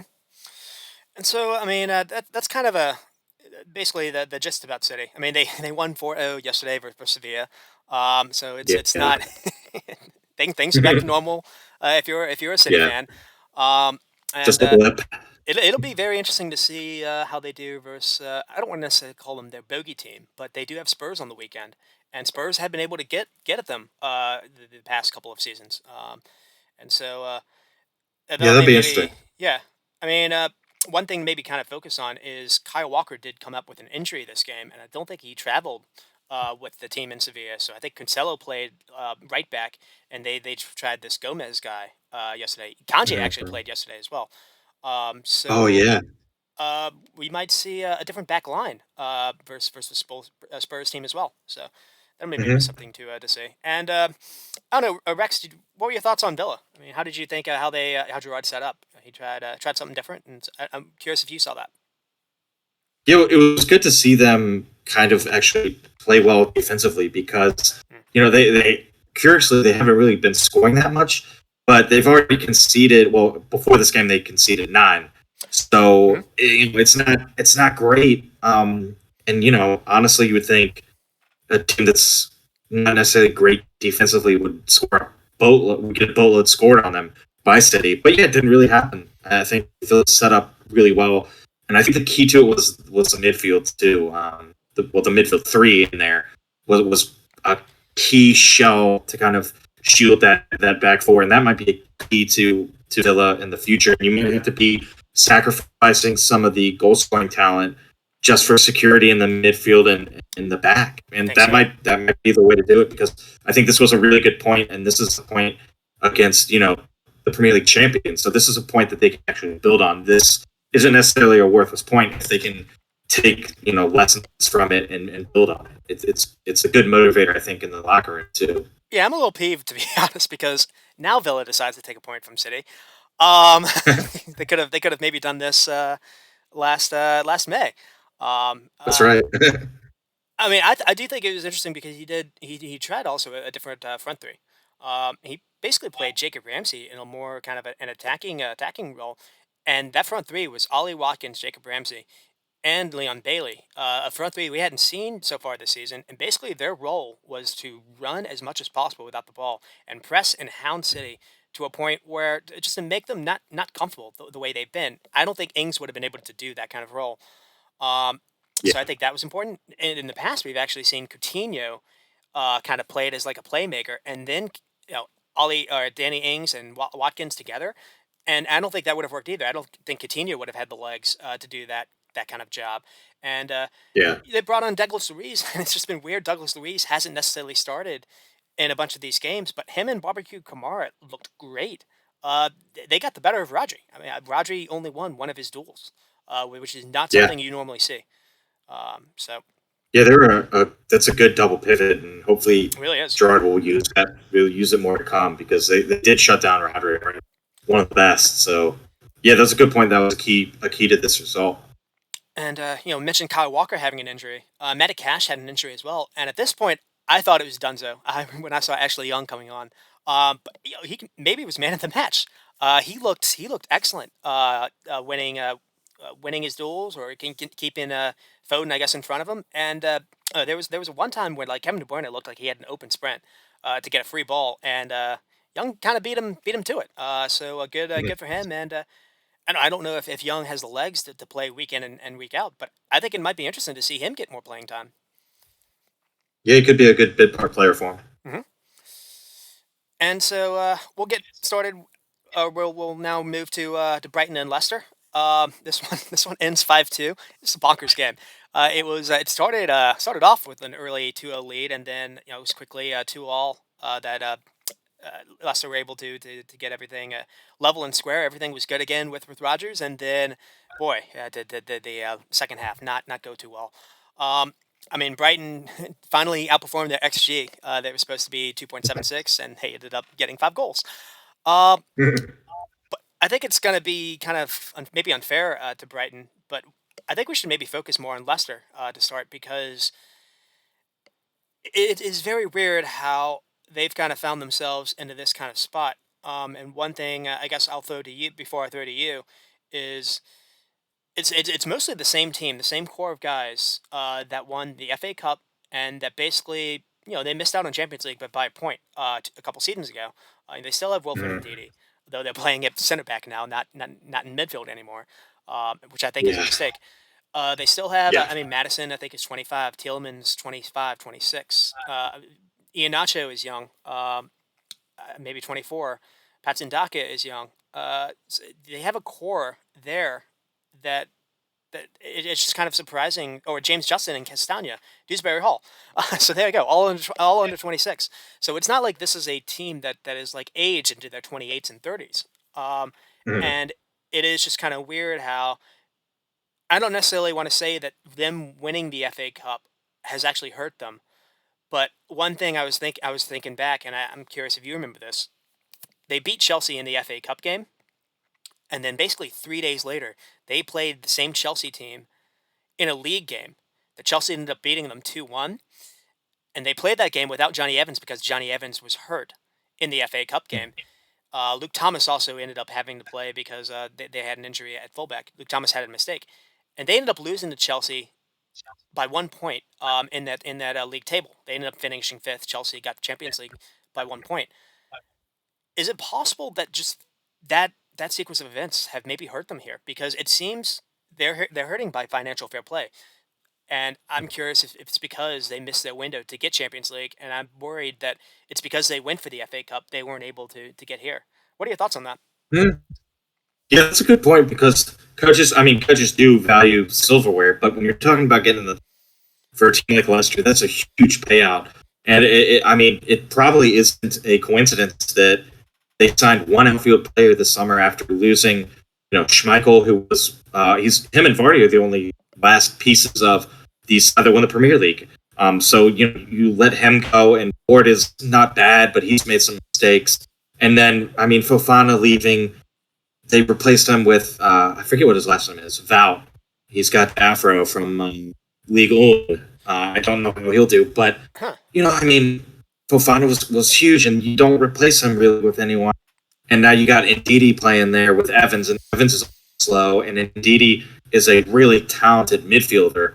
He's been doing decent at center back, but you don't want him there. You're taking someone that is really rock solid in midfield and taking them out. I'd argue top 3 because you have to in the league. Yeah, and it's because you have to, because you haven't been backed financially, and they have been in the past. So I think missing out on that Champions League money, that could have really changed the team. They could have actually been a top 4 contender year in and year out with that kind of money coming in just from the season.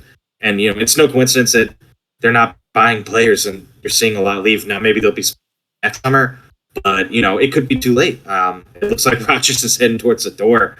Maybe, I don't know, one more bad result, he's gone. I don't know, but I do feel bad for him because they haven't brought in anyone really. I think just losing Schmeichel to in the locker room is huge. Where's that leadership going to come from? We've seen now a couple times where Ward has not been good on the ball, and not been good at saving, and just kind of cut in real quick.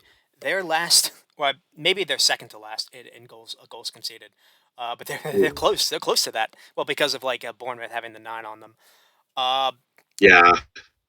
It's so I consider it basically the worst defensive record in the league, and I don't think Ward has been.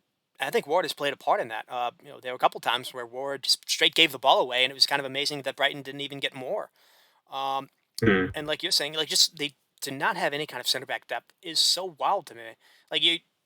That's the reason why they're playing Ndidi there, and it hurts your team because he's not in midfield, but 2, I don't necessarily know if he's the best center back. He fouled Trossard getting by him and caused the PK. One positive though, I guess maybe Iheanacho and Daka together they both scored. I So maybe that. I liked that. Yeah. Yeah, I like that too. And then it kind of freezes out Vardy, and I'm sure Vardy will play a role later. But yeah, I think that's something to build on in the attack. And they do have that defender that they got, so maybe you can move Ndidi back into the midfield. But man, that defense, I'm just really concerned about them. Even with that new guy, Vout, whatever his last name is coming in. Well, it's I'm just worried.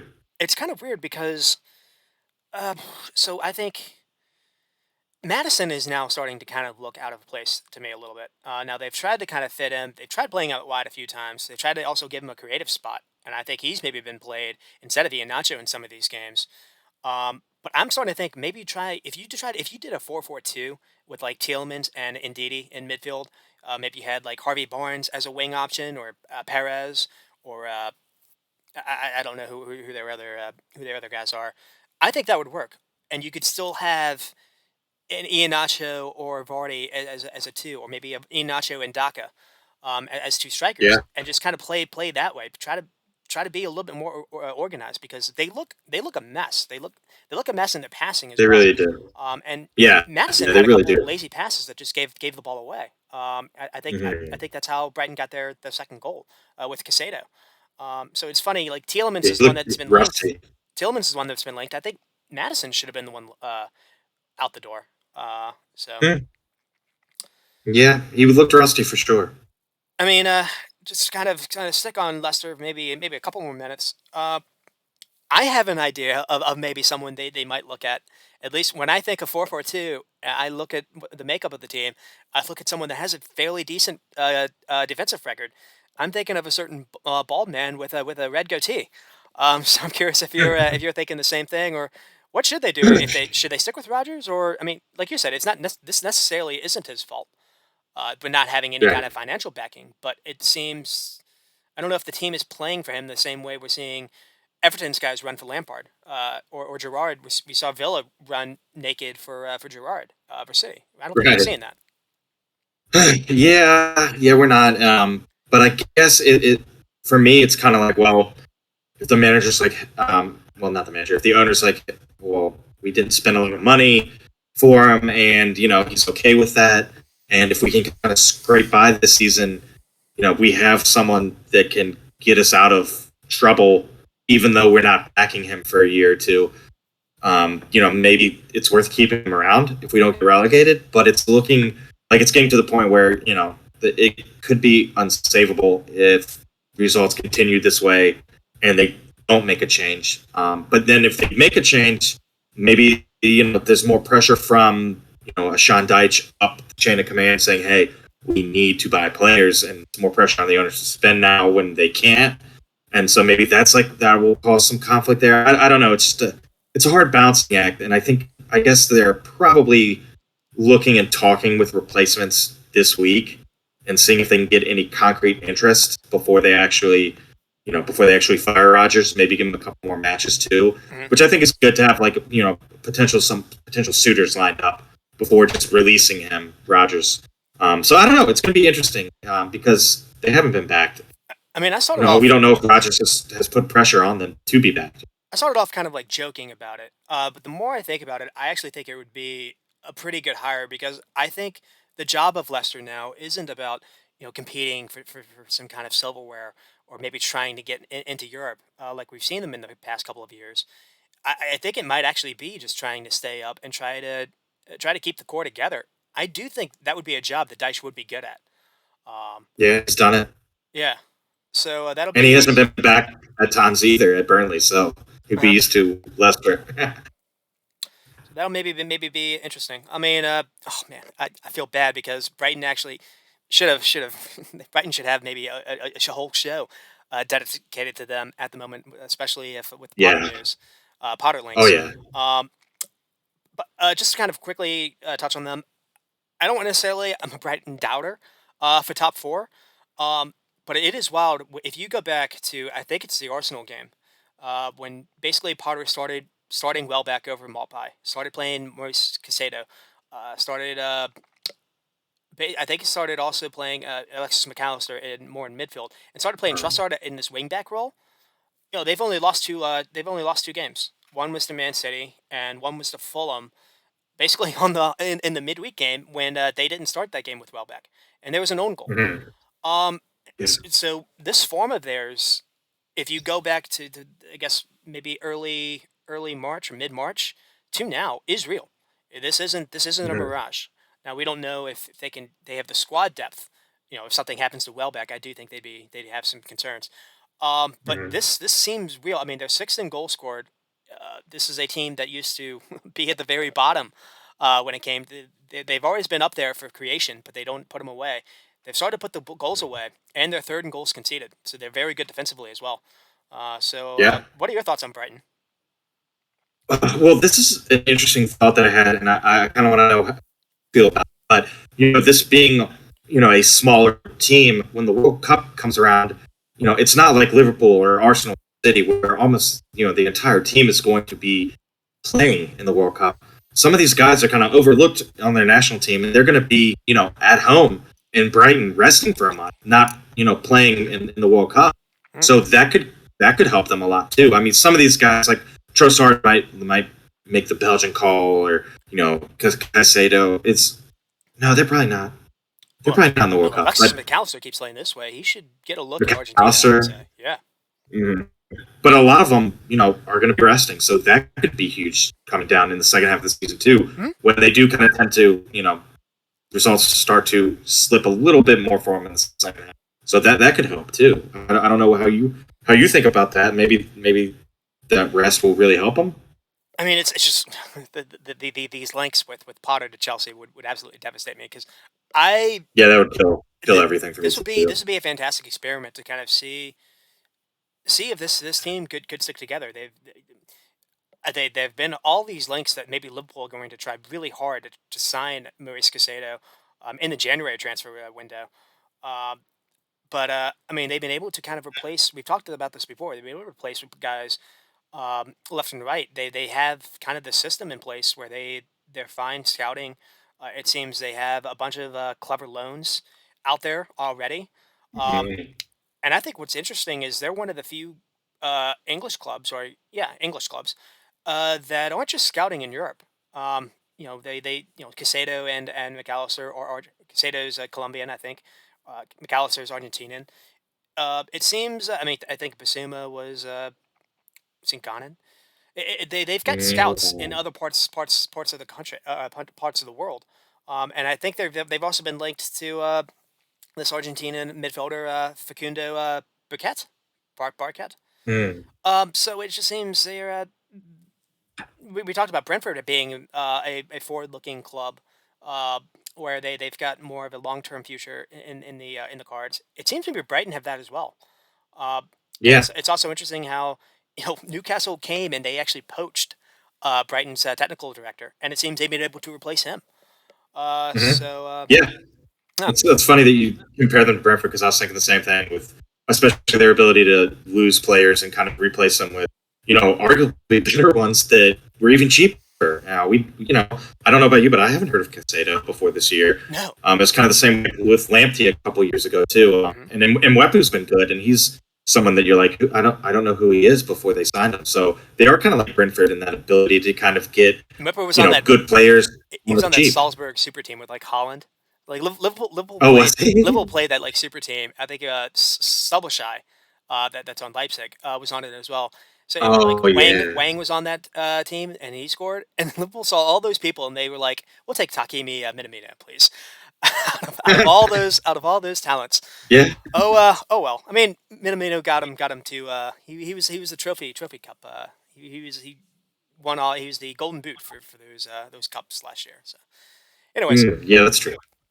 let's move on to Chelsea and West Ham. And God, I didn't want to spend 20 minutes on Chelsea, but I'm kind of curious. This one ends 2-1 in a bit of a controversial fashion. I mean, the game was not very good. Chelsea had 8 shots, 3 on target. West Ham had 6 shots, 3 on target. XG was basically under 1 for both. Pulisic and Sterling actually started up top, and that just did not work at all.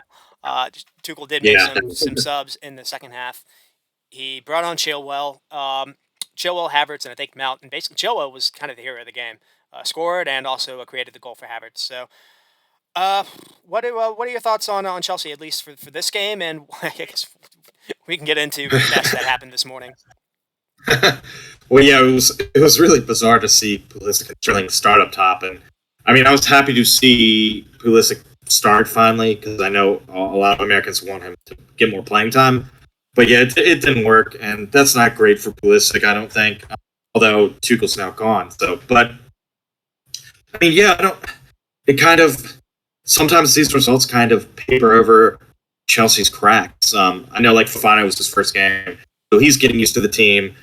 And Sterling and Cucurella in there are new to the team. Not new to the Premier League though, so they should hit the ground running a little bit more. But I don't know. I mean, it's a weird situation, and I think now that they let go of Tuchel, it changes everything. I have no idea what direction Chelsea's going to go in now, and I do kind of feel bad for some of the players because they're brought in by Tuchel. Like Aubameyang, I don't feel bad about, but he was looking forward to working with Tuchel again, and he got one game, and now Tuchel's gone. And so I don't know if a new manager, be like, I don't want Aubameyang up top, and maybe he gets frozen out again. I'm also sort of Pulisic, maybe the manager that comes in is like, I don't want at all. Of course, maybe he's like, to start Pulisic, but I don't know where the team's going to go. Back scrap, depending on who the manager is. I don't know. Yeah, it's going to be interesting to see what happens. I mean, they do have a certain John Terry on staff at one of the youth teams at Chelsea. I don't think they go for him, but it may start an interesting thought process perhaps. Or I mean, maybe Lampard. Lampard's actually not doing a terrible job at Everton. I mean, obviously, we think they're going to go for Potter. Or Pochettino, obviously maybe Pochettino even. will probably be linked. Yeah. Yeah. I could see that. Potter would be a good signing. Oh yeah, absolutely. I mean, I don't want him to leave, right? It's weird to. I have some thoughts. I think he would do well there. Obviously, actually, I'd be very fearful of Chelsea if they did that hire. But at the same time, that club there's something in that DNA that even though they've changed owners, that seems toxic where they don't keep things long term, and it seems like Potter he wants to be someplace that has a long term outlook. I would say. So yeah, they've there's apparently no they coaching apparently stability there at all. Brighton have apparently allowed Chelsea to speak with him. I think I saw that before we went on. So, but that doesn't mean anything. I think they allowed Everton to speak with him. It's just one of those things. You hear what someone has to say, and that's that. You go for the free meal, and you thank them for the free meal. It is weird though because I'm weirdly the timing of it is shocking. But if this had happened at the World Cup, I would not have been shocked because it did seem they were maybe going in a weird direction. It's one of those things where they spent like 200 million for basically two center backs, and I think Cucurella was brought in to be a left back. He played center back yesterday, and it seems they've been linked to this guy Gabriel of Leipzig, who's also supposed to be a left center back. So they don't like Koulibaly being left center back. They want him to maybe replace Thiago Silva. I mean, it was a hard job for him. Basically, he had to do a rebuild this summer. Yeah. They lost. Rudiger was basically the player of the season last year in ways that we didn't necessarily realize. They lost Azpilicueta as well, so they had to replace two center backs there. I mean, Jorginho and Conte have their injury issues. Jorginho's the only DM. Conte's not really a DM by himself. Kovacic also has his injury issues as well. So they probably needed to bring someone in there. I know they've signed this Aston Villa kid that's 18, Carney Cucu. Oh, I'm not going to say his name. Chukwuemeka. Good job. But he's so young. I don't know if you can necessarily put him on that. They've tried Conor Gallagher in that pivot role, and he hasn't worked out. Then they've had attacking issues this season that we've seen. It was a squad rehaul that we didn't realize, and they've spent $280 million, I think, and I don't necessarily think they've improved a whole lot, to be honest. They have fixed the defense a little bit with Fofana and Koulibaly. Maybe Aubameyang will add some goals, but I don't think any of us look at Chelsea as being next to City at the moment, or challenging anyone. So there was maybe some of that. I'm very curious to see how Zakaria works out. They did bring in him on the deadline day, and this was some guy. This Yeah. was someone that was rated by a lot of people at Gladbach before he had his injuries. Again, I Mhm. discount what he did at Juventus, Juventus because people go, Juventus trouble again. Yeah. yeah, people go there to die. It seems. Um, Allegro tax. But it is one of those things where another thing too is Tuchel was starting to give kind of crazy interviews. I think when he was asked about Zakaria, he's Zakaria can play wing back, and that just made everyone just absolutely or like center back. He was like, no, you need to play him for DM. But he hasn't featured yet. We Yes. haven't really seen the team feature. That all the other transfer people that they brought in like fully yet. So, I don't Yeah. think it had anything to do with their losing yesterday. Though they weren't really good yesterday either. So Yeah. I don't know. It Yeah, but is. it was a tough trap game away. But yeah, I think you hit the nail on the head when you were like they're not heading in a better direction from last year, and I think that was probably the issue that ultimately got Tuchel sacked. Not the game yesterday. And our buddy Alex texted, It maybe adds to it's just something where he wanted a new owner. Didn't this Bowley guy didn't hire Tuchel. So he just maybe wanted his guy. Well, why you spent it. 200 million or $280 million on his recommendations, and you're not going to even give him 5 games to figure stuff out is Yeah, weird it's management weird. to me. You said you possibly. I think. Did you see a source, or is it just a hunch that you think Tuchel wanted Ronaldo, and Yeah, this isn't on me. the This is top something I goalie. saw. It could be gossip, but You yeah. saw it. You saw it. Gossip. Well, it's still interesting, and Bowley was like, no, let's bring in Aubameyang, and maybe that caused a friction. That's interesting too because I think Ronaldo would have been pretty good at scoring goals for this side. Maybe better than Aubameyang. So maybe that was a problem too. I don't know. Yeah, because I think the reason why that maybe would have caused an issue is from what I was reading in the beginning is Tuchel did not want a traditional number 9. He wanted someone like Havertz to kind of bring people out of position, kind of what we've seen Jesus do, Firmino do. Mhm. He wanted to play with basically a false 9, and then out of nowhere, after basically declining Ronaldo, then he went to go get Aubameyang, and maybe Bowley was like, "Wait, you said you didn't want a striker, and now you do." And Mhm. that might have done something. I don't know. I mean, obviously Yeah. Ronaldo has a lot of commercial value still, so that is maybe what Bowley was thinking about as well. But yeah, Mhm. I mean, it is a mess. I kind of do feel bad for him because I think he made something like 5 finals for Chelsea. He lost 2 cups to Liverpool last season because his goalkeeper missed a PK for one. He got the PK shootouts. It's not like you were outplayed. Yeah. And Yeah. you had the whole ownership turmoil with the Ukraine war last year, which was toxic as hell, I assume. I think Yeah. that's the reason why. I mean, it got to a point where they weren't allowed to do contracts. I think that's the reason why they lost Rudiger. Um, Hmm. Yeah. so They just it, need some stability there. They right. at the So it's coaching level and the ownership. so if Potter goes there, I mean, he is walking into a hornet's nest. But I do think Yeah. at the same time I do rate him. So and I mean Hmm. that's just kind of it. They do just kind of quickly touch up on the game, and we're at 140 now, so we might have to close up shop a little bit. Uh, they do get a little fortunate to win at the end because ref kind of I don't even think it was a ref. VAR kind of overruled a late goal by Cornet. And Hmm. West Ham are. I don't think West Ham will be in this shape come December, but if they are, I will start to be a little worried because something I noticed is their passing has gone down significantly where it was last season. It was about 352 or so with 80% last season, and Hmm. it's averaging 289. So I don't think they're seeing enough of the ball. This Rice and Suchik, partnership in midfield isn't seeing enough of the ball for me. They're doing a lot Yeah. more running without it, which I don't think is good for their legs. And I think that's the reason why you're not seeing them score. They're third. They've got 3 goals so far. They're 19th Yeah. in the league for goal scoring. They're not scoring enough.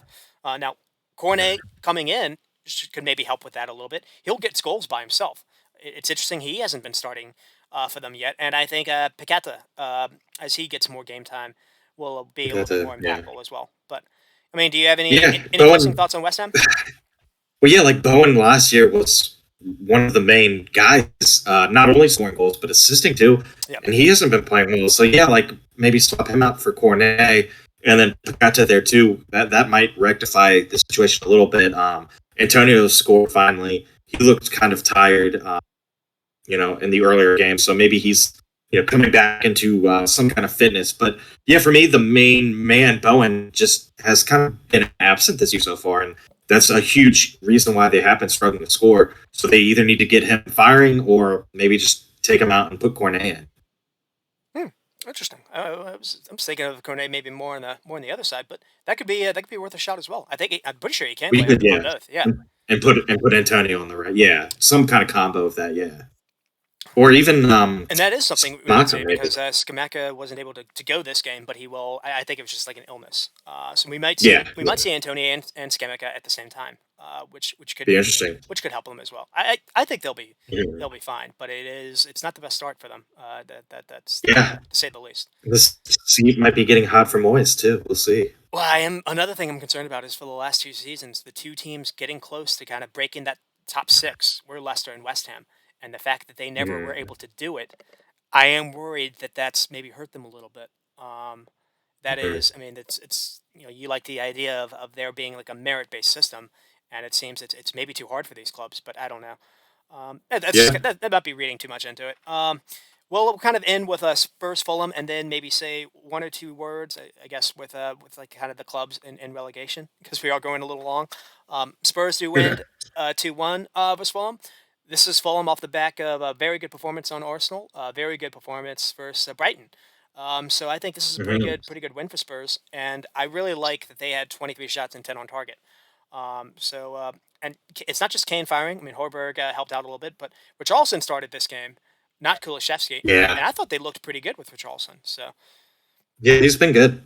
And Son didn't score, but he looked he maybe should have. He got in a couple good looks. He just kind of hit him over the bar. I'm very curious to see if Son gets going this week because he likes playing Pep's team, and maybe Pep without Kyle Walker or Cancelo. Yeah, that's gonna be a crucial clash for both like these teams' aspirations. We'll kind of see where they're at after this, but yeah, I mean, Son might be he didn't start that great, but like you said, he looked at least kind of providing some kind of spark this game. And for Richarlison, we've been calling for him to start, and he finally starts, and he's been good too. And then Lenglet finally made his debut starting for that back three, so maybe he can help too. Tottenham's definitely a scary team. Well, that was a really good. That's a good shout because they were significantly better passing than they've been, and I'm curious if it was because of them playing him. Because he also Romero was back in over Davidson Sanchez. Romero had something like 95% passing, and we've been kind of concerned about them not having enough in the midfield. Well, when you have center backs that are very good passing the ball, maybe that doesn't matter. That'll help them versus City. Being able to keep the ball and pass from the back versus their press. Dyer on Holland will be interesting to watch. He's going to have to be physical like Rings was. Yeah. Well, if he's big and physical with them, maybe he'll be okay, or if they can maybe double team him since they'll have 3 center backs back there. But it's going to be interesting. It's going to be really interesting. Oh man. Why can't every team have Tyrone Mings all of a sudden? And I guess one thing to kind of close out is Harry Kane is off to a great start. 5 goals in I think six games. I think they've all played 6. So we didn't actually, when we did the Golden Boot conversation, it'll Holland will probably walk away with it, so it won't matter. I think I said Salah, and that's not going to happen. I don't know if I said Harry Kane. Maybe you did, but that's looking to be quite foolish because he is off to a fantastic start. And Mitrovic too is scoring pretty well. That's a good so shot far as well. Too, so. Yeah, I think he's second. Yeah. Second. Jeremy said he maybe could see 20 for him if he can stay healthy. And weirdly, that sounds crazy, but maybe when he's scoring a goal a game, and he's scoring. I mean, the shot he had in this game was insane. So he's not just someone that's just going to be a physical guy in the air. He has some adaptability to his game. Yeah. He's, obviously the focal point of the offense. He kind of makes that Fulham team tick. So it's important for him to be healthy too. And I guess we'll kind of end saying, basically maybe in the I don't want to say a marquee game, but maybe a marquee result was Bournemouth did turn around. They fired Scott Parker basically last week after that 9-0 drubbing, and they've turned around with this caretaker guy, and they got a point versus Wolves. I think they were outplayed, but they still draws a draw, and they turned down a 2-goal deficit to win 3-2 with this caretaker. He actually did a tactic change in that second half, and it this is interesting. There's no way a team that lost by 9 is going to stay up, right? I don't know. Maybe it's just a different manager bounce kind of thing for Bournemouth. I guess I don't know. But yeah, I mean, I don't know. You wouldn't expect them to stay up. I don't think their defense is good enough. But who knows? I mean, this was a big 3 points. So. I mean, it's one of those things where Alex's idea of team chemistry. This is an excellent social experiment because you've got a team that has played together for a while. They didn't necessarily make a bunch of moves. This is everyone they had in the championship, bar a player or two. Versus maybe a roster with more experienced guys, but just they don't know where a ball's supposed to be. They don't know who's supposed to run behind them. The Forest coach has a lot of work to do. Cooper. They scored less goals than Bournemouth has by 1 too. So that's not great either. They've only scored 4 goals, and Bournemouth's actually scored 5. So yeah. So I mean, real quick, I guess to kind of maybe end. Who do you see as maybe your 3 right now? Obviously, could always change, but I mean it's tough. Bournemouth's defense is kind of scary. I do think Nottingham Forest. I think like some of those talented players will get used to playing with that team, and I think they'll get some points and be okay. I honestly, I'm worried about Everton. They just can't seem to win. They're the only team that hasn't won yet. So I think Everton might be in trouble. I'm worried about Leicester too.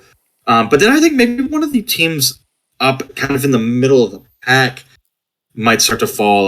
Like maybe Wolves. They haven't scored at all. I'm worried but their defense is good. I mean, the defense, I guess, would be something that would keep them out of the relegation fight. True. But yeah, I mean, they scored 3 goals. That's really bad. That's paltry. And West Ham, too, have scored only 3. But West Ham have, a much better array of attacking talent that can come good. So I worry about, like, maybe a Wolves or even a Southampton, too, slipping down into that fight. But right now, for me, I'd probably go Leicester, Wolves, and let's throw in maybe, like, Everton, just because they haven't won yet. Huh? Although the draws are keeping them afloat right now. I mean, if you buy into what Jeremy was saying, he thinks 3 points matter a lot more than just draws. So you can lose, that's fine, but you need to be able to win games. And Wolves don't score. I think that's kind of and the guy they brought in from Stuttgart, I think already has a knee issue, and Jimenez has a groin problem, and he started off the season with a knee issue. That is not great. I mean, which is insane because they have a better midfield than I think Liverpool do in Mateus Nunes, Matinho, and Neves. But they've got nothing to work. I mean, Neto can maybe Neto and Prudence can maybe kind of do some things, but I'm worried a little bit about Wolves, and I think it's kind of unfair because Bruno Lage, I think, is a pretty good coach. They become Brighton a little bit. They create a bunch of chances in a game. They just don't finish them. They can't finish them, and exactly. It's basically 2 years in a row where they've got a top 3 or 4 defensive record, and they've got nothing to show for it. And so, I'm sorry, Rex. I was dreading this episode for a reason, and we did go over 2 hours. So no one is going to watch any of this. I'll have to clip a little of it. But again, thank you for joining me. Again. Big thanks to Jeremy for also joining as well. Thank you for taking 30 minutes of our show to just talk about Brentford. No, just kidding. Yeah. That was excellent. It was good. That was good. It was good stuff. Yeah. And I feel like that's maybe unique. Maybe I'll try to find a way to kind of get that out to people that actually follow Brentford, because I don't think there is a lot of stuff on YouTube or elsewhere, like kind of what Jeremy was talking about. And one thing I do want to say is it kind of sucks because the Tuchel thing, I think we talked about for 10 minutes. But we kind of do spend like 10 minutes or whatever talking about the big teams like everyone else, like your NBCs and ESPNs. But there really isn't a lot of anything for, like, if you like Southampton, for example, or like these smaller clubs. So I think getting content out there is important as well. So maybe Yeah, we'll try to just do have a a little little bit. we'll try a little bit better about that going forward, if we can. And so I'm excited to kind of end the show, and maybe well, I guess I'm an hour away from watching a certain player, Kricha Kuvaslava. Kuvatslava, I think. Well, this is the guy that I'm expecting to maybe cause Liverpool some problems. So I wanted to get that out there. I've learned how to say his name. On So Napoli. there we go. Nice. All right, Rex. Yeah. So we'll do the show again next week. So thanks, man, for joining. And you Yeah, got man. anything left to say? No, just looking forward to a bunch more soccer this week, and another hopefully fun-packed weekend of Premier League to next week. So it's been good, man. Excellent. All right, and that said, so we'll end and say you stay squatty. Oh yeah, stay squatty. All right, and stop recording.